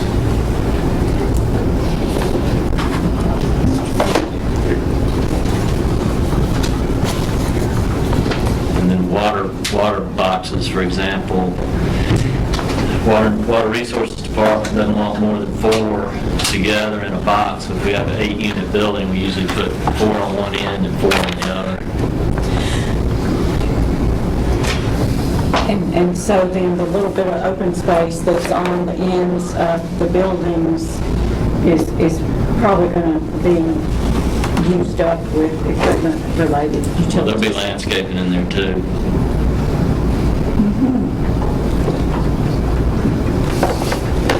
So I guess for all the open space you're getting credit for is that center? That's correct. Well, the outer perimeter along the northwest and south side, and then the interior, the polygon there in the middle.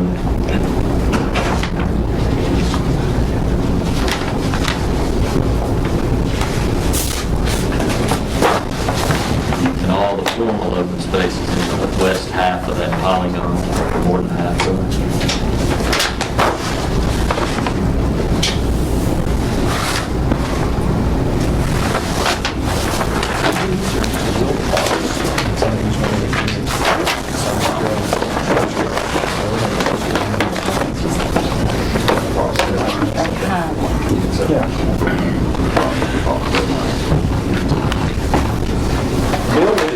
Not be just as good to go ahead and build a box in front of each one of these units that would house the AC unit that would match and go along with the construction of the particular unit, so that you don't wind up with, I just, when I look at the picture here, and I know you're saying it's not accurate, but the gutter's almost taking up the width of the space between the garages.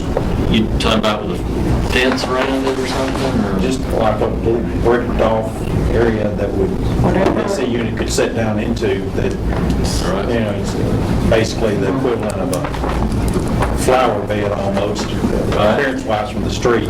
I'm Tyler Conger, part of the construction team that works alongside the development team. Would that be acceptable to be located on the front of the unit, or would we need to find a place in the back?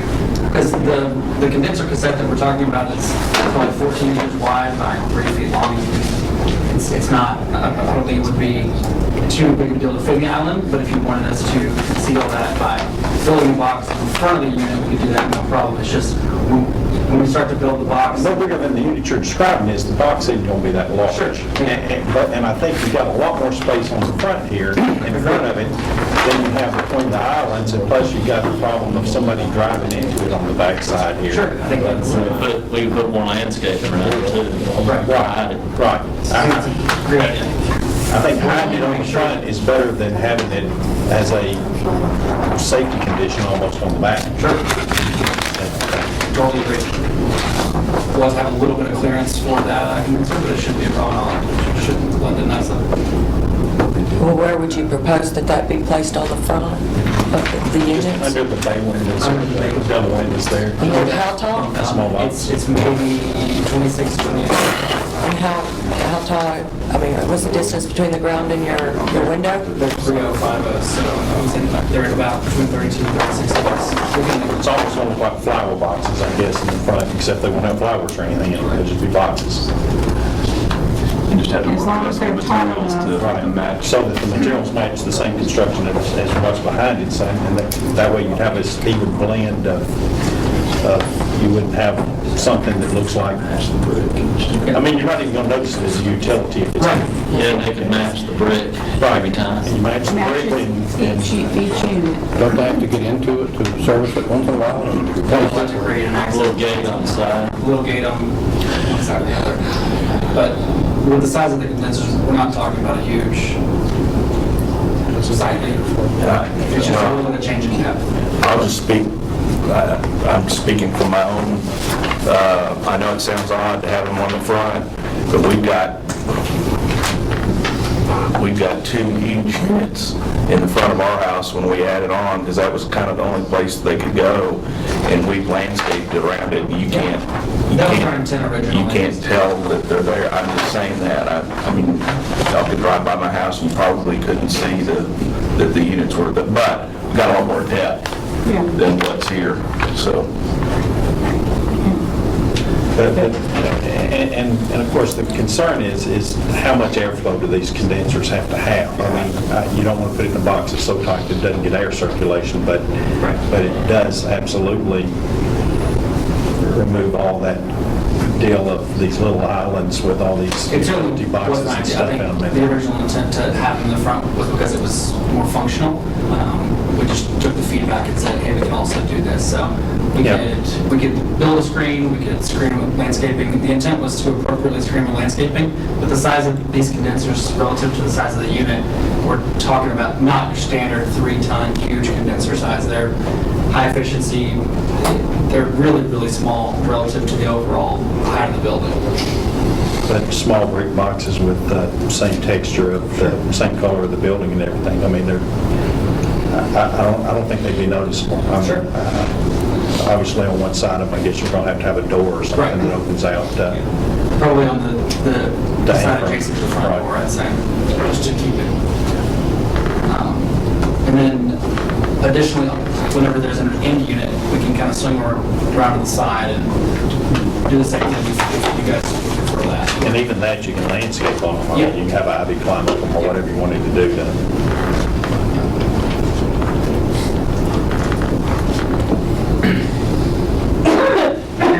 I think the brick enclosure is a good solution for the front. Hopefully there will still be some landscaping. Certainly. There's a lot of landscape. Yeah, I think we'll just begin to kind of work a little brick facade enclosure into the landscaping plan.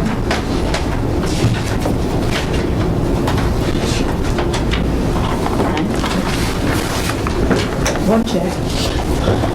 What's next?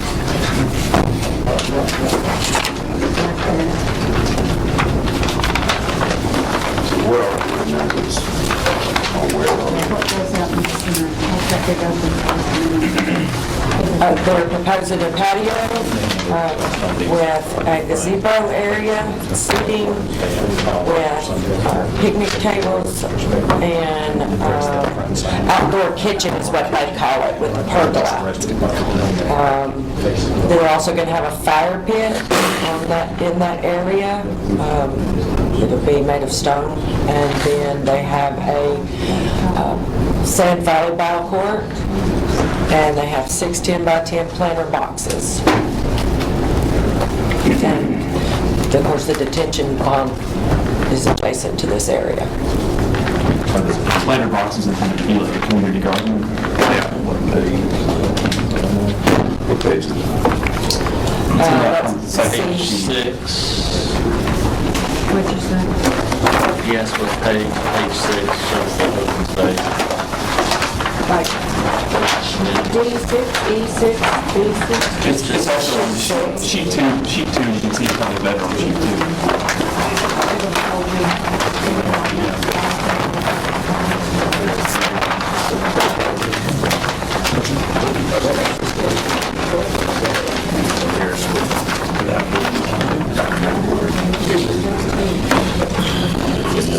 Yeah, but it's just turn. Yeah. Are you guys actually proposing a lease trap? As referenced on page 3 of 9?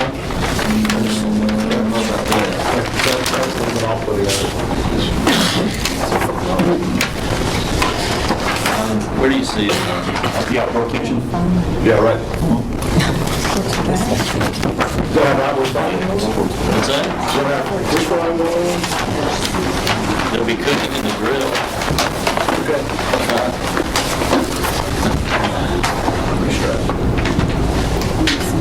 We'll have to make sure with water resources, they're okay with that.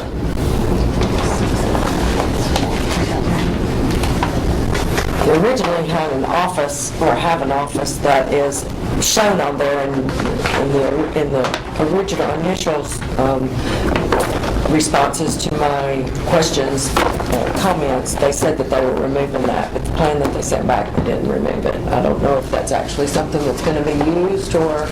No, I believe that we removed the office. In front of the kitchen. It's still notes in office. You're not gonna do that? We plan to not use the office in this one. So it would just be the pergola? Pergola and the outdoor kitchen.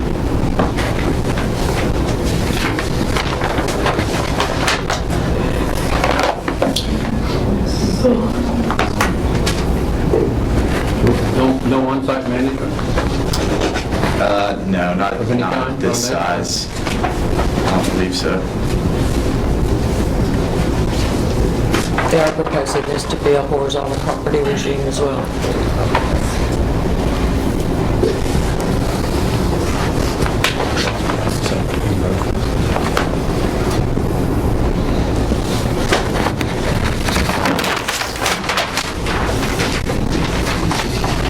Will there be any on-site security or anything? Where will that signal be sent to if you have any security?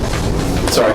Will there be any on-site security at all for the property? There were, the property management would be something like Stones River or somebody, the HOA would be in charge of security. Nothing on site.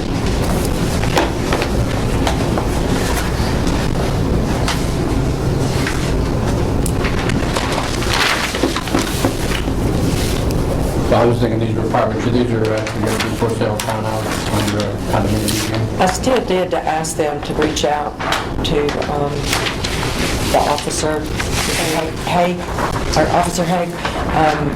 to go over the septet regulations and security on the last comments with them.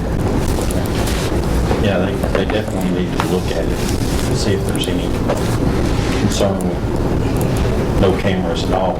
I mean,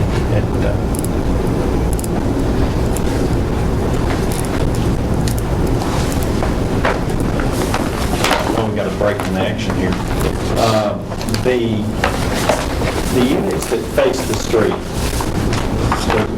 we agreed to put the little boxes in front, but on those, could you put columns on those front porches or something to kind of dress those up a little bit to coincide with the unit's columns itself or something to make it Below the shed roof. right? I think that's probably. So certainly we can, it just becomes with, we originally had a shed roof drawn and the comment was to increase the depth and texture, and so that was kind of one of the decisions that we made, and Yeah. unfortunately if you add a really big beefy post, it decreases the amount of space you have to get into the Right. unit. We were just inherently concerned that moving furniture in, but we can certainly add them, they may not be 6-inch posts, they may be 4-inch posts, but we can add something. Yeah, I think anything that's decorative that will lace it up a little bit as far as, you know, the. What about a wall mount bracket with a? What you see from the road front there. Sure. If, you know, yeah, even a wall mount bracket would Yeah. work. I think that's actually what And plus it would coincide with the ones you've got on the columns that you've got on your balconies. Yeah. And I think it kind of signalizes that this door goes with this unit. Sure. And not only that, it gives it a more dressy appearance from the road front. But you do it consistently all the way through the project. The wall mount brackets were actually supposed to be on the plans, they just got missed. So it would Because, I mean, for the porch, looks like it's just kind of hanging out Hanging out. anywhere, yeah. certainly.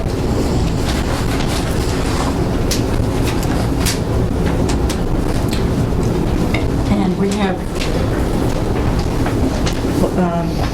I'm sure it's in here somewhere, the landscaping between the First Point lots and these units at the back. We get to have camps or whatever we have back there. Type A buffer along there, on that side property line. Type C buffer on the west property line. We've got almost 1,000 bushes and 183 trees.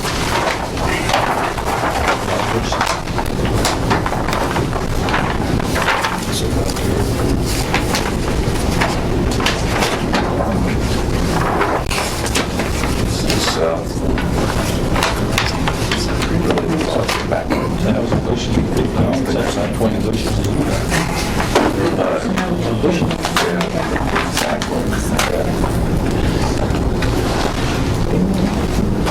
Correct. And the planning commission does have the ability on site plan approval. And the Forest Point lots are zoned RM16, but they're single-family uses. And if they were zoned RS10 or RS12, they would get a type C buffer treatment. But by the letter of the ordinance, because they're also zoned RM16, They're showing a type A buffer, but if you wanted to increase that, what we would normally see for against single-family lots in the RS zone, that is within your purview to mitigate any negative impact on adjacent neighbors.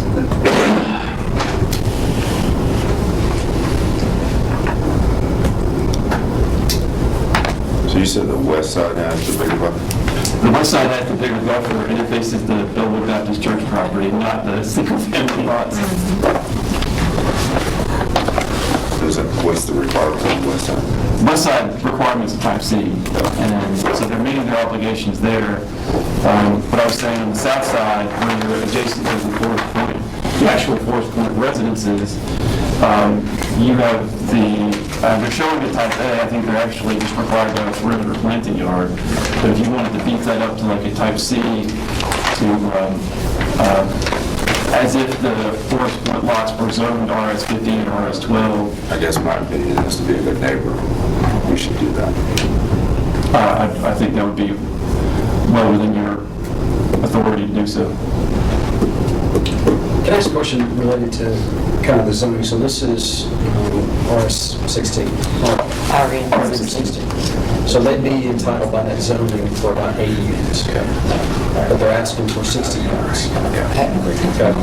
So if this came back after April, they would be entitled to 40 units. So roughly. So how long has this been in process? How long is this one of those deals that we've had for 6 months, 3 We have months? a pre-app meeting on November 25th. Okay. I just looked that up. Was that after we passed the sewer allocation ordinance? No, that would have been before. But the sewer allocation ordinance says that site plans that get planning commission approval prior to April 15th are grandfathered in at the existing density.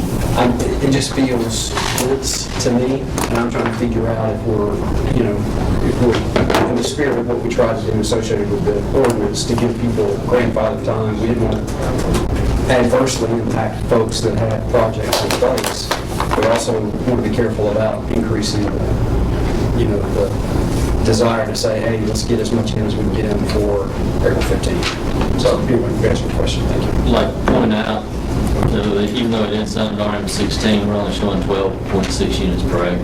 Right. Which is the 60. Yeah. What we might do, we showed extra trees along Middle Tennessee Boulevard and Forest Point Drive. If it's okay, we might take some of those and help us on that back buffer if that's acceptable. The street trees? Well, the trees along the street, I mean, I think the vegetation on the western side, if that's facing the church, is almost unnecessary at all. I mean, other than just what you put alongside the building. I mean, I don't think you need a buffer on that side. That's required. But by ordinance, it's required they need a variance in order for the Board of Zoning Appeals in order to not have that buffer. That's a shame. Because if you take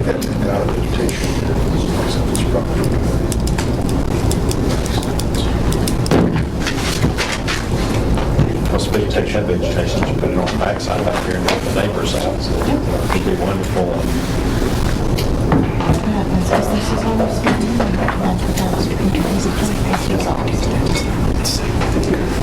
Mr. Salles pointed out that there is existing vegetation along that south lot line that they may be able to take credit for some of the existing mature vegetation along that south lot line. If you did wish for them to increase their buffer height, there may be some opportunity for them to utilize some of those existing trees on their property. Because I mean, realistically, put a fence, whatever you want to, but you got a pretty tall unit there backed up, with a fence probably on the backside of the house. I mean, any vegetation we put through there, I think is a plus. On the another 3 sides, doesn't matter so much.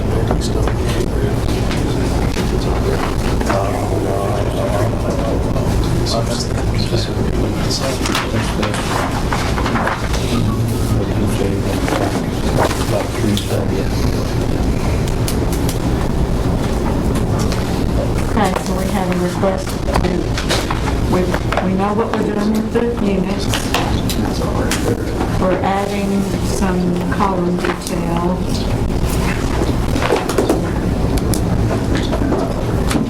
We need to decide the wishes of the planning commission on this buffer situation. And are there any other items, Ms. Kerr? Well, that we're, the walls in the front with the air units. We're okay with the type C. I think y'all are on the right track there.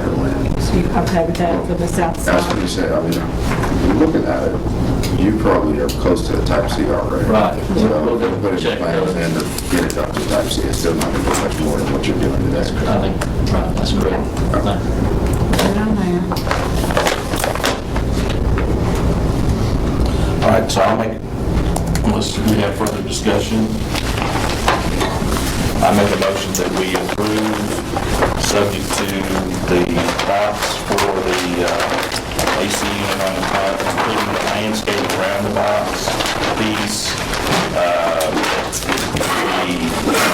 type C buffer on the back side that we just discussed. What was the south side? And the column detail. Are we saying both street sides or just Middle Tennessee Boulevard? We're probably going to add to all the units. Okay, all right. That's my motion, subject to any other and all staff comments. Thank you. And the motion, is there a second? Second. Motion and second, all in favor, state aye. Aye. Any opposed? All right, thank you all very much. Thank you very much. Okay, moving on to new business. We have a zoning application for approximately 0.36 acres located along East Vine Street and South Philbrook Avenue to be rezoned from RS8 to PR3. Greg Stanley is the applicant. Ms. Hart? Thank you. This property is located along the northwest corner of East Vine Street and South Philbrook Avenue. The property consists of two parcels at 0.3 acres, 36 acres, excuse me. The parcels are currently developed with a single-family dwelling and a non-conforming triplex, and they are zoned RS8. The applicant wishes to rezone the property to planned residential district. The proposed PRD would consist of a 5-unit townhome development of the Bilbro and Vine towns. The gross density would be 13.8 dwelling units per acre. The development would have direct access onto East Vine Street with a single access point. There would be no connections to adjoining properties.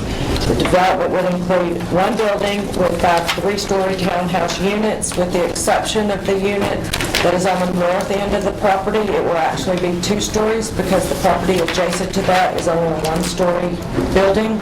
So in order to follow the CCO guidelines, it had to be 2-story.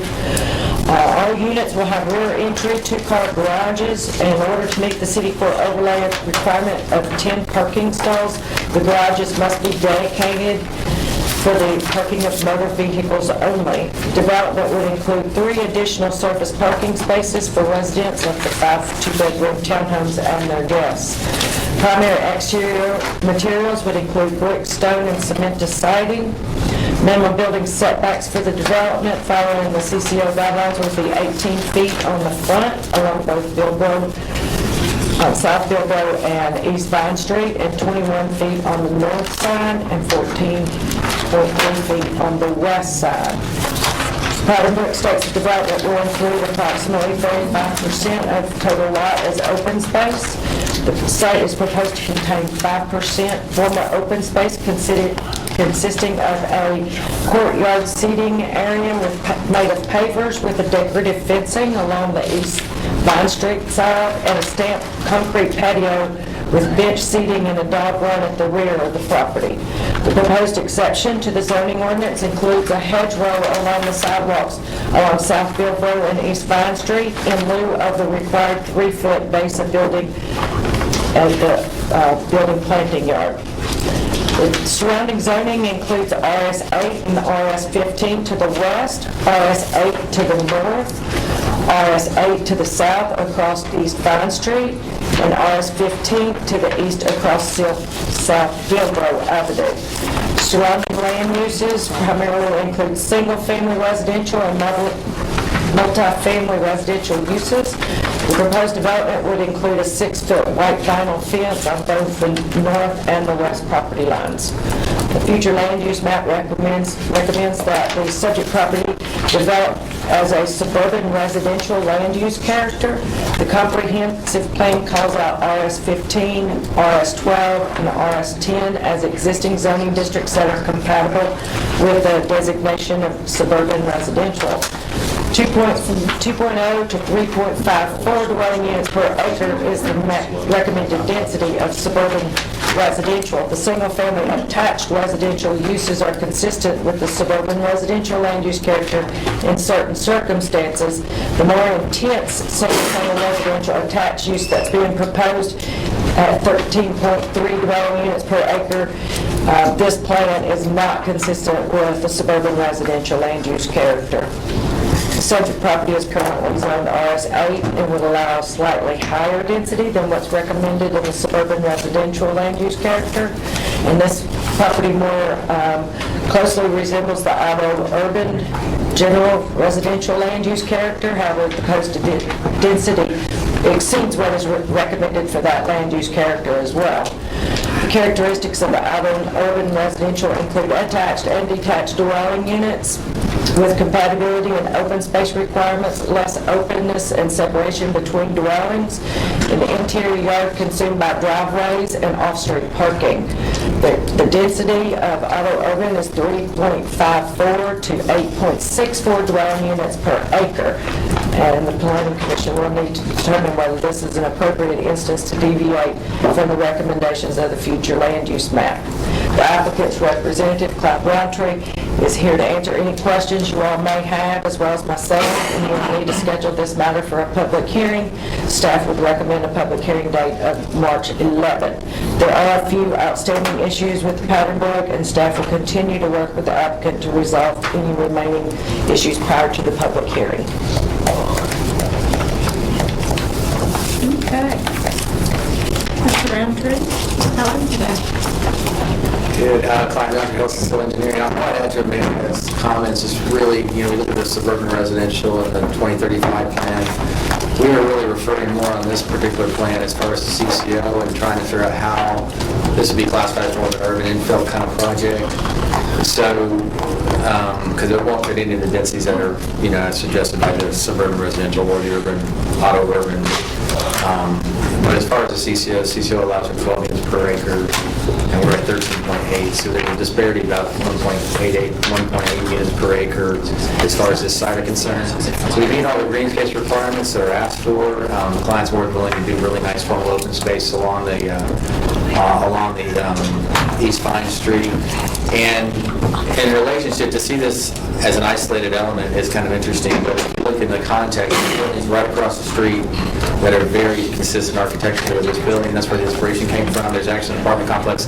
The bottom picture in the center there shows that's the side of the building, but that's directly across the street. And then if you turn the corner on Main Street, there's a large apartment building that are very much in the same inspiration of this particular building. As Amelia mentioned, the building next door, the house next door is a single-family kind of cottage, and so that's why Mr. Picklesheimer dropped the unit down on the right side to only 2 stories.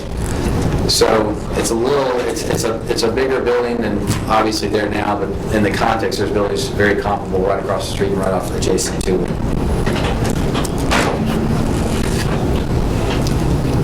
So the 2-story is, then there's just 1 story of living space, is that a correct statement? No, they're all, all park underneath, so the parking garages are below. I see. And so we have 2 stories of living space on the right-hand side. I'm with you. That unit in particular has a little bit of a ground level.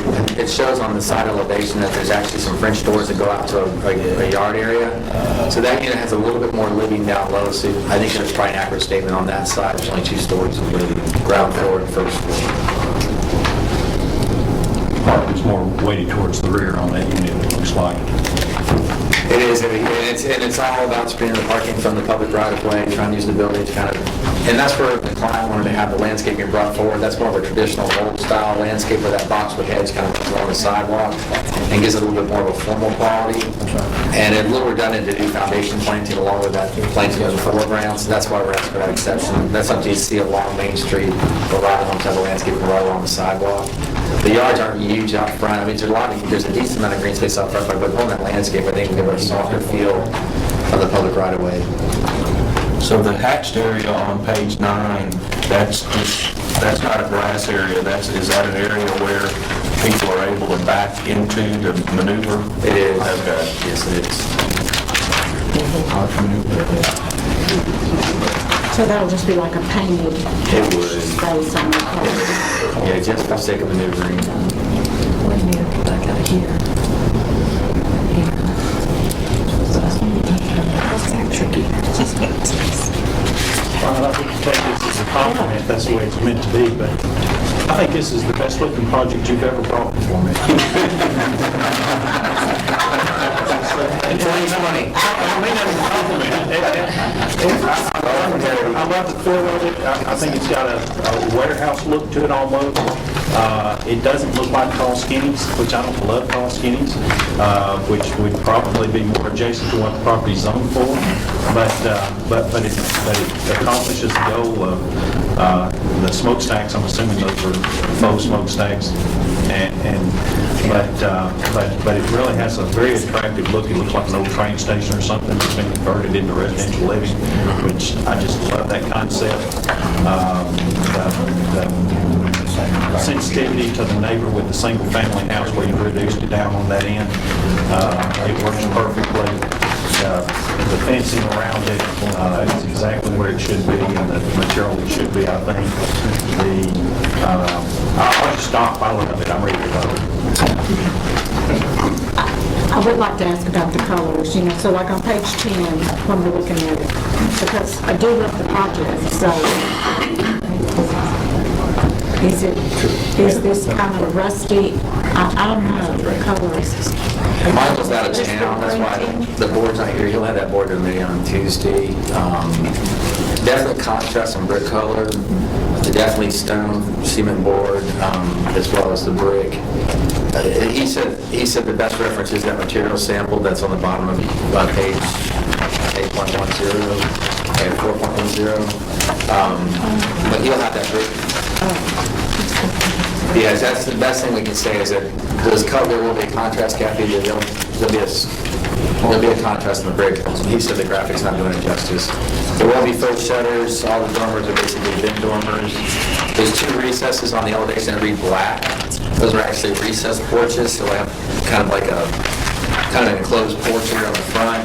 They also have a balcony on the back, and on the back, because one of the staff comments was where the AC units. The AC units are actually on the back, kind of balcony area. They're dashed in. You can see a little dashed line, but that's where the AC units should be housed.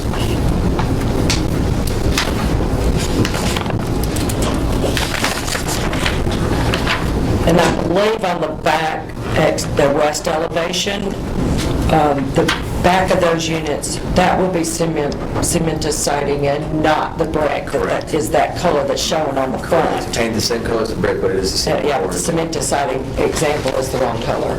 Yes, ma'am. Yeah, it is.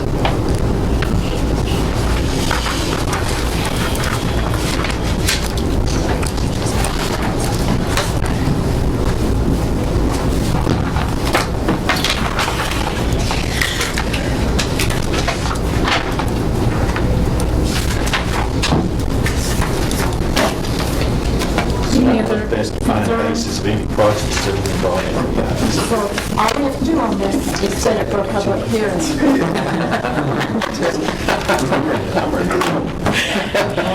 We still got a public hearing on it, and we're requesting a date of March 11th, if we'd like to do that. Make a motion to set up a hearing on March 11th. You'll be here on March 11th? I will be there. You always said that's called 911. All right, we have a motion. Is there a second? Second. Motion and a second. All in favor, please say aye. Any opposed? All right, thank you very much. Item B is a zoning application for approximately 2.42 acres located along East College Street, North Spring Street, East Lytle Street, and North Church Street. To be rezoned from GR to PUD, 705 Fourth Avenue South Holding Company is the applicant. Ms. Kerr? Thank you. This property is located in the 100 block of East College Street, North Spring Street.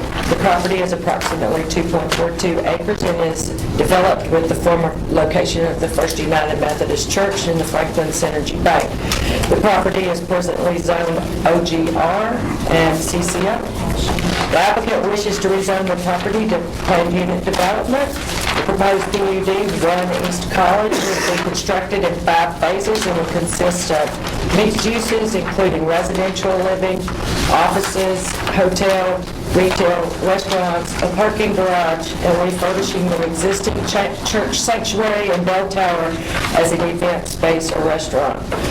The zoning request will not remove the property from the CCO. The proposed development will include one 56,215 square foot, 4-story mixed-use building for retail, restaurants, and a small police precinct on the street level, and offices on the upper 3 levels. Will also include a 6-story, 110 hotel room with about 54,273 square feet of area, including some retail on the first floor. The proposed parking garage is 8.5 stories, including 1 parking level that will be below grade, and consists of 692 required parking spaces, including 20% reduction because of shared parking, and the addition of 200 non-dedicated parking spaces. The parking garage will be surrounded by 5 stories of residential dwelling units with an additional 4 stories of penthouse residential living units on top of the parking garage along East Lytle Street, for a total of 156 1-bedroom studio, 2-bedroom, and 3-bedroom dwelling units with a total square footage of 185,634 and a density of 64.64 units per acre. First United Methodist Church Sanctuary and Bell Tower will be restored and repurposed. The proposed amenities for the residential buildings will include a fitness center and a clubhouse for the dwelling units surrounding the parking garage, and a rooftop terrace for the penthouse dwellings. Amenities will also include a gated dog park between the hotel and the residential buildings, and a gated promenade with green space and seating area for residents between the retail office building and the residential parking building. Amenities would also include public outdoor plaza and bicycle racks. The property is surrounded to the north and west with the CBD, with multiple businesses, offices, restaurants, and the Center for the Arts. Properties to the north and east are zoned OGR. To the north consists of a mixture of residential uses and small businesses, and to the east are small businesses in the location of the First Presbyterian Church. The Rutherford County Judicial Building lies to the northwest and is zoned planned institutional district, and the southeast corner adjacent to the subject property is commercial highway. The future land use map recommends the downtown mixed-use central business district is the most appropriate land use character for the property. Compatible zoning districts included are CBD, mixed use, and planned unit developments district. Examples of developments in the downtown mixed-use central business district land use character include an active mix of concentration of uses and public gathering event spaces in the Main Street setting. Recommended allowable uses include multifamily residential uses, entertainment, restaurants, department stores, and other retail, general, and professional offices and hotels.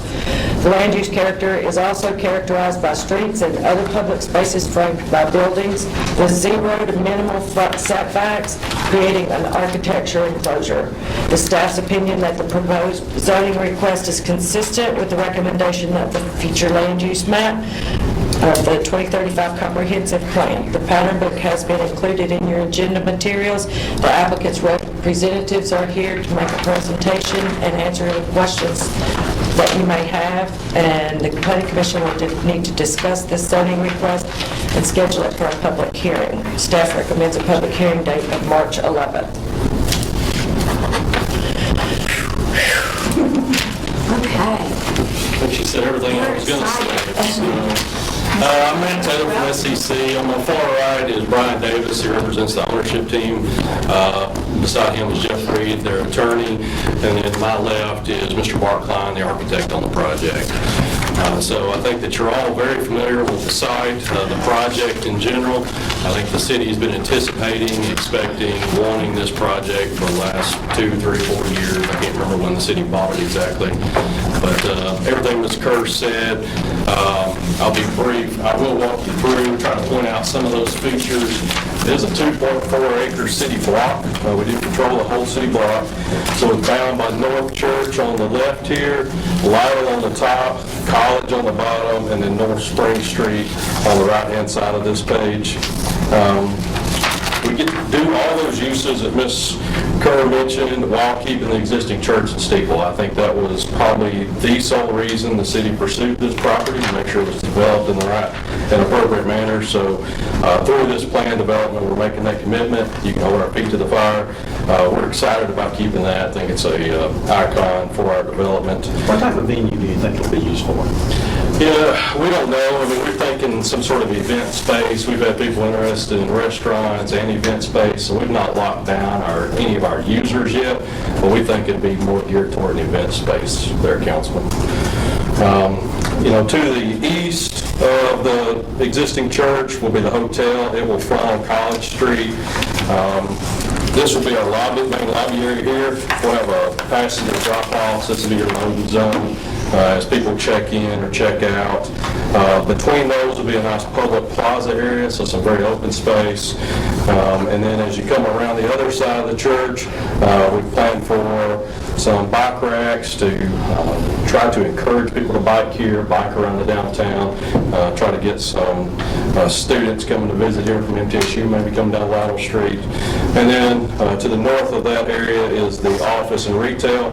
The first floor of this building will be mainly retail, restaurant type uses. This is where we'll have a small satellite police precinct. We're thinking big enough for about 2 police officers, really just not for our project, for the whole downtown, really. I think that the city's realized since the police headquarters has moved, we need a spot downtown. So the developers have worked closely with city staff to come up with that spot.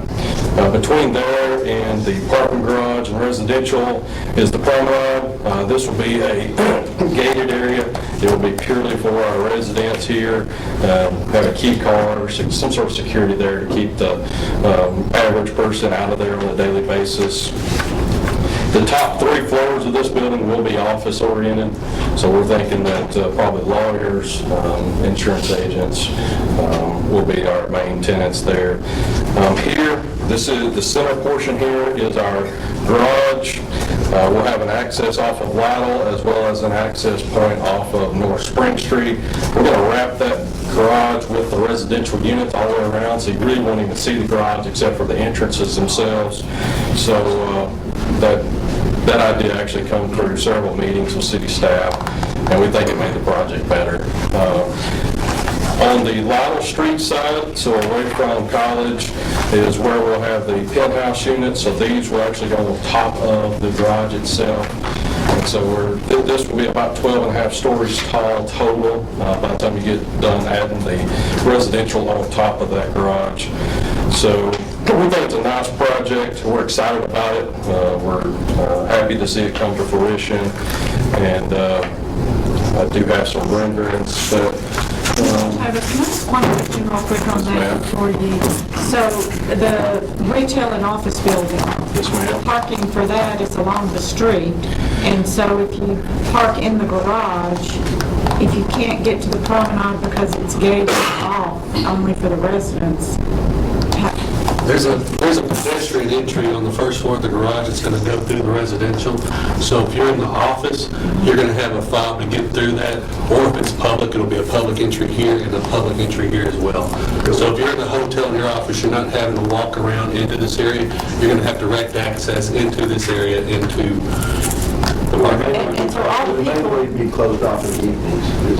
okay, but all the people coming to the offices or to the retail space could park in the garage and get there. Correct, they go through that pedestrian access instead of walking around. Okay. Yes, and so this right here this would be a lobby feature right through here. So your elevators to access the top floors would come right through here. And so you could either come out to the street to get to the retail or right up to the offices. Yeah, and your front of the house for the hotel, whatever that may be, is going to be at this portion of the building. So our access is about right here. We are talking about possibly a residential entry here on this corner, since this is a very activated space, and a residential entry for the penthouse tower happening here on the entry. Thank you. So all these renderings are inside your book, and we thought we'd go through those.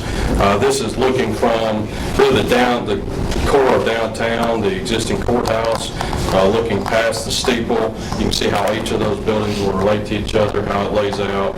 So Bart and the owners have worked very closely with city staff to come up with a kind of a timeless architecture, not to be too simple there. This is the view that I'll be looking from College Street. So this will be the hotel on the right, the existing church and steeple on the left. And then this is looking directly opposite from the core of downtown, looking across the penthouse with the steeple in the background there. So, and then this view would be of the office building. Corner, I think you're probably standing at the corner of Lytle and Church roughly here, and looking back at the residential as well as the office building. So, And the colors depicted are the colors of the material. I was going to bring materials, but we didn't bring it. But we've selected everything. They are very close. We can get those here. Just probably for the public hearing would be. Yes, ma'am. Can you go back? I have a question. Now, you said that, on the site plan portion, first, you said that you can go from the parking garage to the retail space, but you can't come off of East Vine, or that's gated, right? Correct? You have to go park in the parking garage, you have to go through. During the day, these gates will be open, and this gate will be open. So, and then I think we got some times in here, so I think there's a concern about the homeless sleeping in here. But also, anytime you park in here, you will always have a pedestrian access to walk across on the first floor on this end and this end. And of course, this will always be open as well. And there'll be a sidewalk on one side of the building. But at night, those will be locked off. At night, those will be locked. That's not what you said. I mean, y'all find this kind of presumptuous, but do you foresee the hotel being the entity that would operate the event space, or not necessarily? No, I mean, we're probably independent. It's most likely going to be two separate operations. Okay. One would feed off the other. We're being very careful about how we approach tenants for the office building, the event space, and the hotel, so that you don't have competing interests side by side. And so on page 9, it talks about phasing. Is this all going up at one time? Is it, okay, we're going to wait till we have tenants to build the retail and office? Talk to us about how this is going to go. Well, we have caveats in our contract with the city when you purchase the property that allows us certain privileges. The office building has to be 50% leased out before we start, and we don't see any problems with that timing-wise. The residential has some restrictions on timing. The phasing of this is some things have to start before others just because of logistics. At some point, almost all of this will be under construction at some point. The garage would start first, and then the office building, and then the 5-story residential component around the garage, and the penthouse construction on top, then the hotel and the church. The church would follow up foundation-wise behind the hotel, the office, while you have other construction going. So when we say phasing, it's not this phase starts and stops, and then you start the next phase. Right. They will all be overlapping. It's more of a timed or delayed start, and some of it has to do with just pure logistics. The parking has to be in place for everything to happen. Sure. It's the center core of the residential component, so it has to go first, and then you work your way over to the office, and I'm going to say probably a 30 to 60 day lag on the garage start to the office start, and probably a 30 to 60 day lag after that to the hotel. The church could actually go at any point, right? And it's shown as one of the latter ones, but it could, if someone really wants to jump on it, we've got used, they want to really operate, we could jump on that quicker. It's the one that could flow a little bit. But it's more of a phased start. But at some point, almost all of it will be going at one time, so it's going to be busy, very busy. That being said, do you see where you're going to have road closures for this thing? Or We will most likely have to have some partial road closures. There might be some isolated total road closures for certain sections, mobilized and demobilized cranes, things of that nature. But most likely, some isolated total closures in segments, and then partial lane closures probably off and on throughout the site. I don't see a case where all the roads in the project at one time would need to be shut down. We can certainly work with that, make sure the timing is. If this were a perfect timeline, how soon does construction actually begin? Let's see, if you approve me on March 11th, council approves us by May, we could be into construction in June or late in July. How long is it also? How long? About 2.5 years. We didn't factor the additional residential into that, somewhere around 2.5 years. And this is just a curiosity question. I noticed on the residential, the majority of the units are single one bedrooms. Is that? Well, there's a conventional split of like a 30% too, is what it is. And so that's kind of what we see the market take. And this is, we kind of look at this as an urban condition. Right. So, yes. So what do you mean by conventional split? A conventional split being, a more conventional split for this type of area is a 30% two and a 70% one. Really? Yes. And then, now the residential penthouses, now they're a mix. Okay. They're threes, twos. We also, with the hotel bid on property, the intent is to work out something with the HOA and the hotel to have some kind of discounted rate when they have visitors, as opposed to paying for a third bedroom that says empty. So your mother-in-law doesn't get to stay with you? You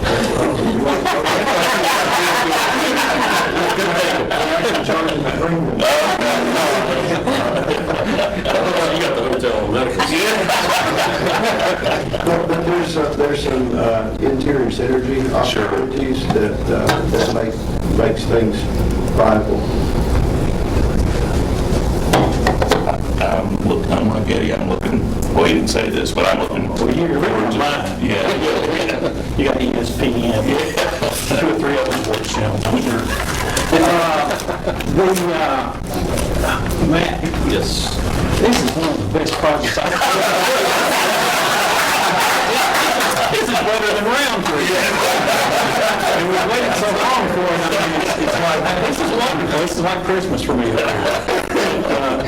The livability of this building and the energy that it brings to that area, the outdoor balconies, I think are phenomenal. Because they give the building an older look. They almost look like fire balconies or something that you used to see on buildings quite often. Now it gives it a fit that makes it more appropriate with the church. And the flow and the breezeways between the buildings, I don't think it could have been designed any better. I mean, I'm so excited about the project, and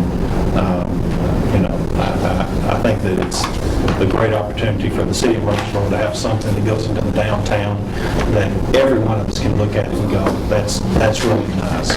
So, and I'm sure there'll be a couple of people who say, hey, it's going to interrupt my business for the next 2.5 years, but it'll be worth it because the quality of the product that we're looking at here that is going in on this piece of land is certainly raising the bar for everybody who decides to develop downtown. Something to keep in mind for those folks. This is going to put about 300 plus people downtown shopping in their areas. Yeah, this is not only the gold standard of buildings, but it's the gold standard in their pocket. So it will actually attract people downtown that wouldn't normally be going downtown. So I'm ready to vote.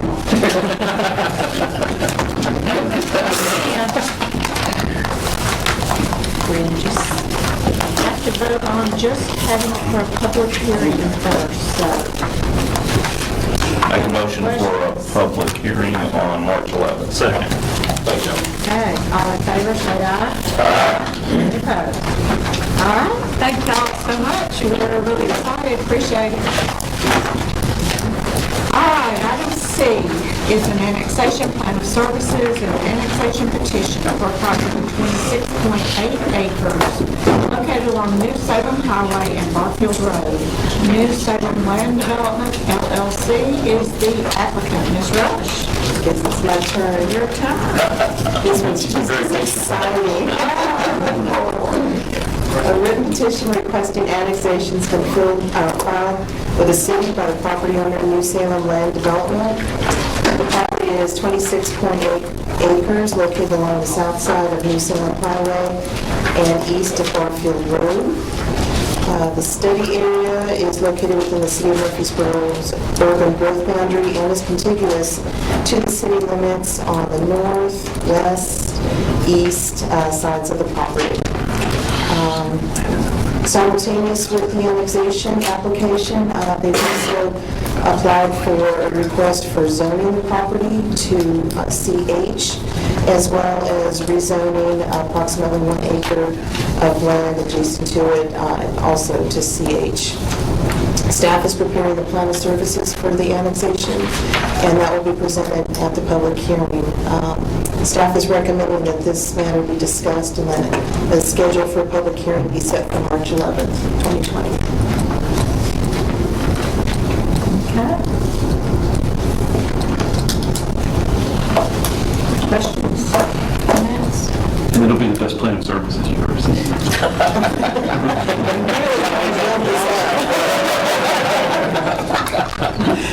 I like to follow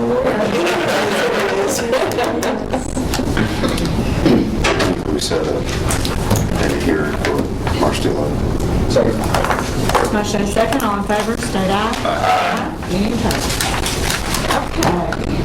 Next, we have the zoning application for the 26.8 acres located along New Salem Highway and Barfield Road to be zoned CH simultaneous with annexation, and approximately 1.1 acres to be rezoned from RS-15 to CH. New Salem Land Development LLC is the applicant. Ms. Rush. Thank you. This item is the accompanying zoning application. It is for a total of 27.88 acres. 26.8 acres is the area that's in the unincorporated portion of Rutherford County, currently zoned RM, which is a medium density residential. The proposal is to zone that property CH as well as the 1.1 acre that's currently in the city limits, currently zoned RS-15, also to CH. The property has the petitioner has indicated that there is no development proposal at this time, so this is for bulk zoning. There has been some conceptual plans shared with staff, but there is no definitive development. Things that they were sharing with us were a hotel, gas station, senior residential facility, but it's unknown at this time as to what would be proposed in the future. Adjacent property zoning is CH and RS-15 to the west. The west is developed with Rural Outreach Church. To the north is primarily undeveloped land and is currently zoned CH. And to the east is the west fork of the Stones River and the Stones River Greenway, currently zoned RS-A1, which is single-family residential attached. The future land use map identifies this as general commercial as the most appropriate land use designation, so the CH zoning is consistent and compatible with the 2035. Staff is recommending that this item also be set for the March 11th, 2020 public hearing. Thank you. Any questions, comments? I'll make a motion that we set a hearing for March 11th. Second. Motion and second, all in favor, state aye. All right. Item E is a zoning ordinance amendment for outdoor storage, temporary and accessory structures and uses, review time limits, lighting, and yard encroachments. City of Murfreesboro Planning Department is the applicant. Ms. Green. Thank you. Staff has been tasked with coming up with some amendments for the zoning ordinance, specifically resulting from a desire to regulate the outdoor storage of tires, whether new, used, just piling them up outside. The building code department is working on managing the existing facilities with codes amendments. And planning staff, I worked on an ordinance amendment that would look at requiring the location and the storage to be consistent with what our expectations are. And this has been identified as a priority from our administration department, so we're working on it and we've been meeting with staff to come up with some language to address the outdoor storage of the tires. We also believe there's opportunities to clean up some items, make sure that the design guidelines and the zoning ordinance are driving, and so it's an opportunity to add those and to improve that. While I'm at it, since you're considering amending the zoning ordinance, I'll be suggesting to you some changes to the review time frame. You've heard me say in times past when there's a public hearing that needs to be scheduled, you're not quite comfortable with the application, you'd like to put it off for some amount of time, let them come back to you, and my response is, well, you have to schedule it because the zoning ordinance says you do. So I'll be proposing a 90-day window, which widens that what we have now to give you some leeway to say, hey, you're not quite ready, this is the information I need, come back when you have that. So I thought that would address some of the concerns of Heard Planning Commission and the state to meet during our workshop meetings when we are scheduling these public hearings. And there's some language I want to play with the yard encroachment with porches, just to clarify what is a permitted obstruction. And then also with the lighting, just to make sure that the lighting standards in this mimic our design guidelines. When we adopted design guidelines, we adopted minimum standards for multifamily high-density uses, saying that these parking lots need to be lit. The way we have regulated lighting is saying, well, there's a maximum you can do because we don't want you to be a nuisance. But with design guidelines, we said, well, actually, there should be a minimum with multifamily or high-density development so that the parking areas and walkways are safe. So incorporating that language into the zoning ordinance as well so that they're both reflecting the same information and more comprehensive. So that's what I'm working on because, and I have drafts of that I've circulated to members of our administration and legal team to look at. And I think I would have something to you if you're comfortable for the March 11th public hearing to address those items. And I would ask that you'd schedule a public hearing for that night. March 11th. Move to schedule a public hearing for March 11th. Second. Motion is second, all in favor, state aye. Aye. Next, we have staff reports and other business. Zoning application to amend the Old Fort Plaza PUD for approximately 5.4 acres located along Old Fort Parkway in order to modify the site and building design. Autumn Plaza Partners is the applicant. Ms. Rush. Ms. Rush. Yes, yes, ma'am. This was an old business item, and it was already set for a public hearing by the Planning Commission for the March meeting. Basically, they are requesting to amend the Old Fort Plaza Planned Unit Development Program Book to move the building forward closer to the property line, change some of the shape of the building. They were also changing the configuration of the number of units, not the number of units, but the number of one-bedroom versus two-bedroom units. So the unit count stays the same. Generally, the total square footage stays the same within a few hundred feet, but the buildings are moving more than 5 feet in one direction or the other, which is more than what the staff could review and approve at an administrative level. So that requires it come back to the Planning Commission for an amendment to the PUD program book. So with the amended book, there were some errors within the book itself. The building had shifted right up to the type C buffer that was required. Staff was concerned about the ability for the plant growth and the vegetation to potentially impact the building integrity, but also the plant livability, longevity. So the applicant's gone back and made as many revisions as he could to pull that building further away from the property line, which is also a good thing. And so staff is satisfied with where it's located now, and we are comfortable with still having this on for the March 11th meeting. Approximately when did we approve this originally? Yeah. Predated me. I'm Eric Brock with Wiser Consultants. Eric, come on up. Yeah, It's in the original. project engineer on this job. I was bequeathed it to an update.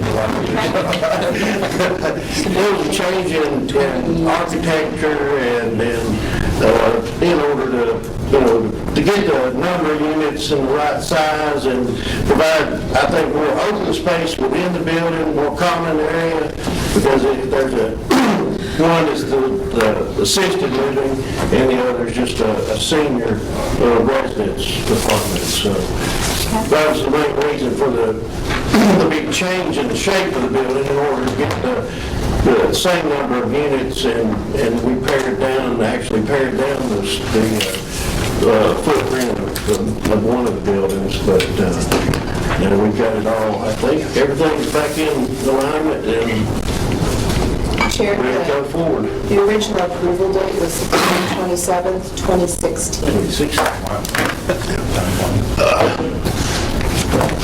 And they're moving forward on phase one. It's under construction right now. Yeah, it's nearing completion of the building itself. I think they've still got a ways to go with this weather on the parking lot. Phase one was the two-story building up along 96 with the retail on the bottom and the apartments on top. And it's not affected by this amendment. All right, so we're looking for a public hearing on March 11th. So moved. The public hearing has actually already been scheduled at our last day meeting. The planning commission asked if we could give you all an update on it since there were some deficiencies in the package. So we will be having a public hearing on March 11th. Okay. Any other questions regarding our update? Everybody's ready to approve it in our public hearing? Okay. Thank you very much. Thank you. Any other staff reports or other business? All right, then I guess we stand adjourned. Thank you all very much.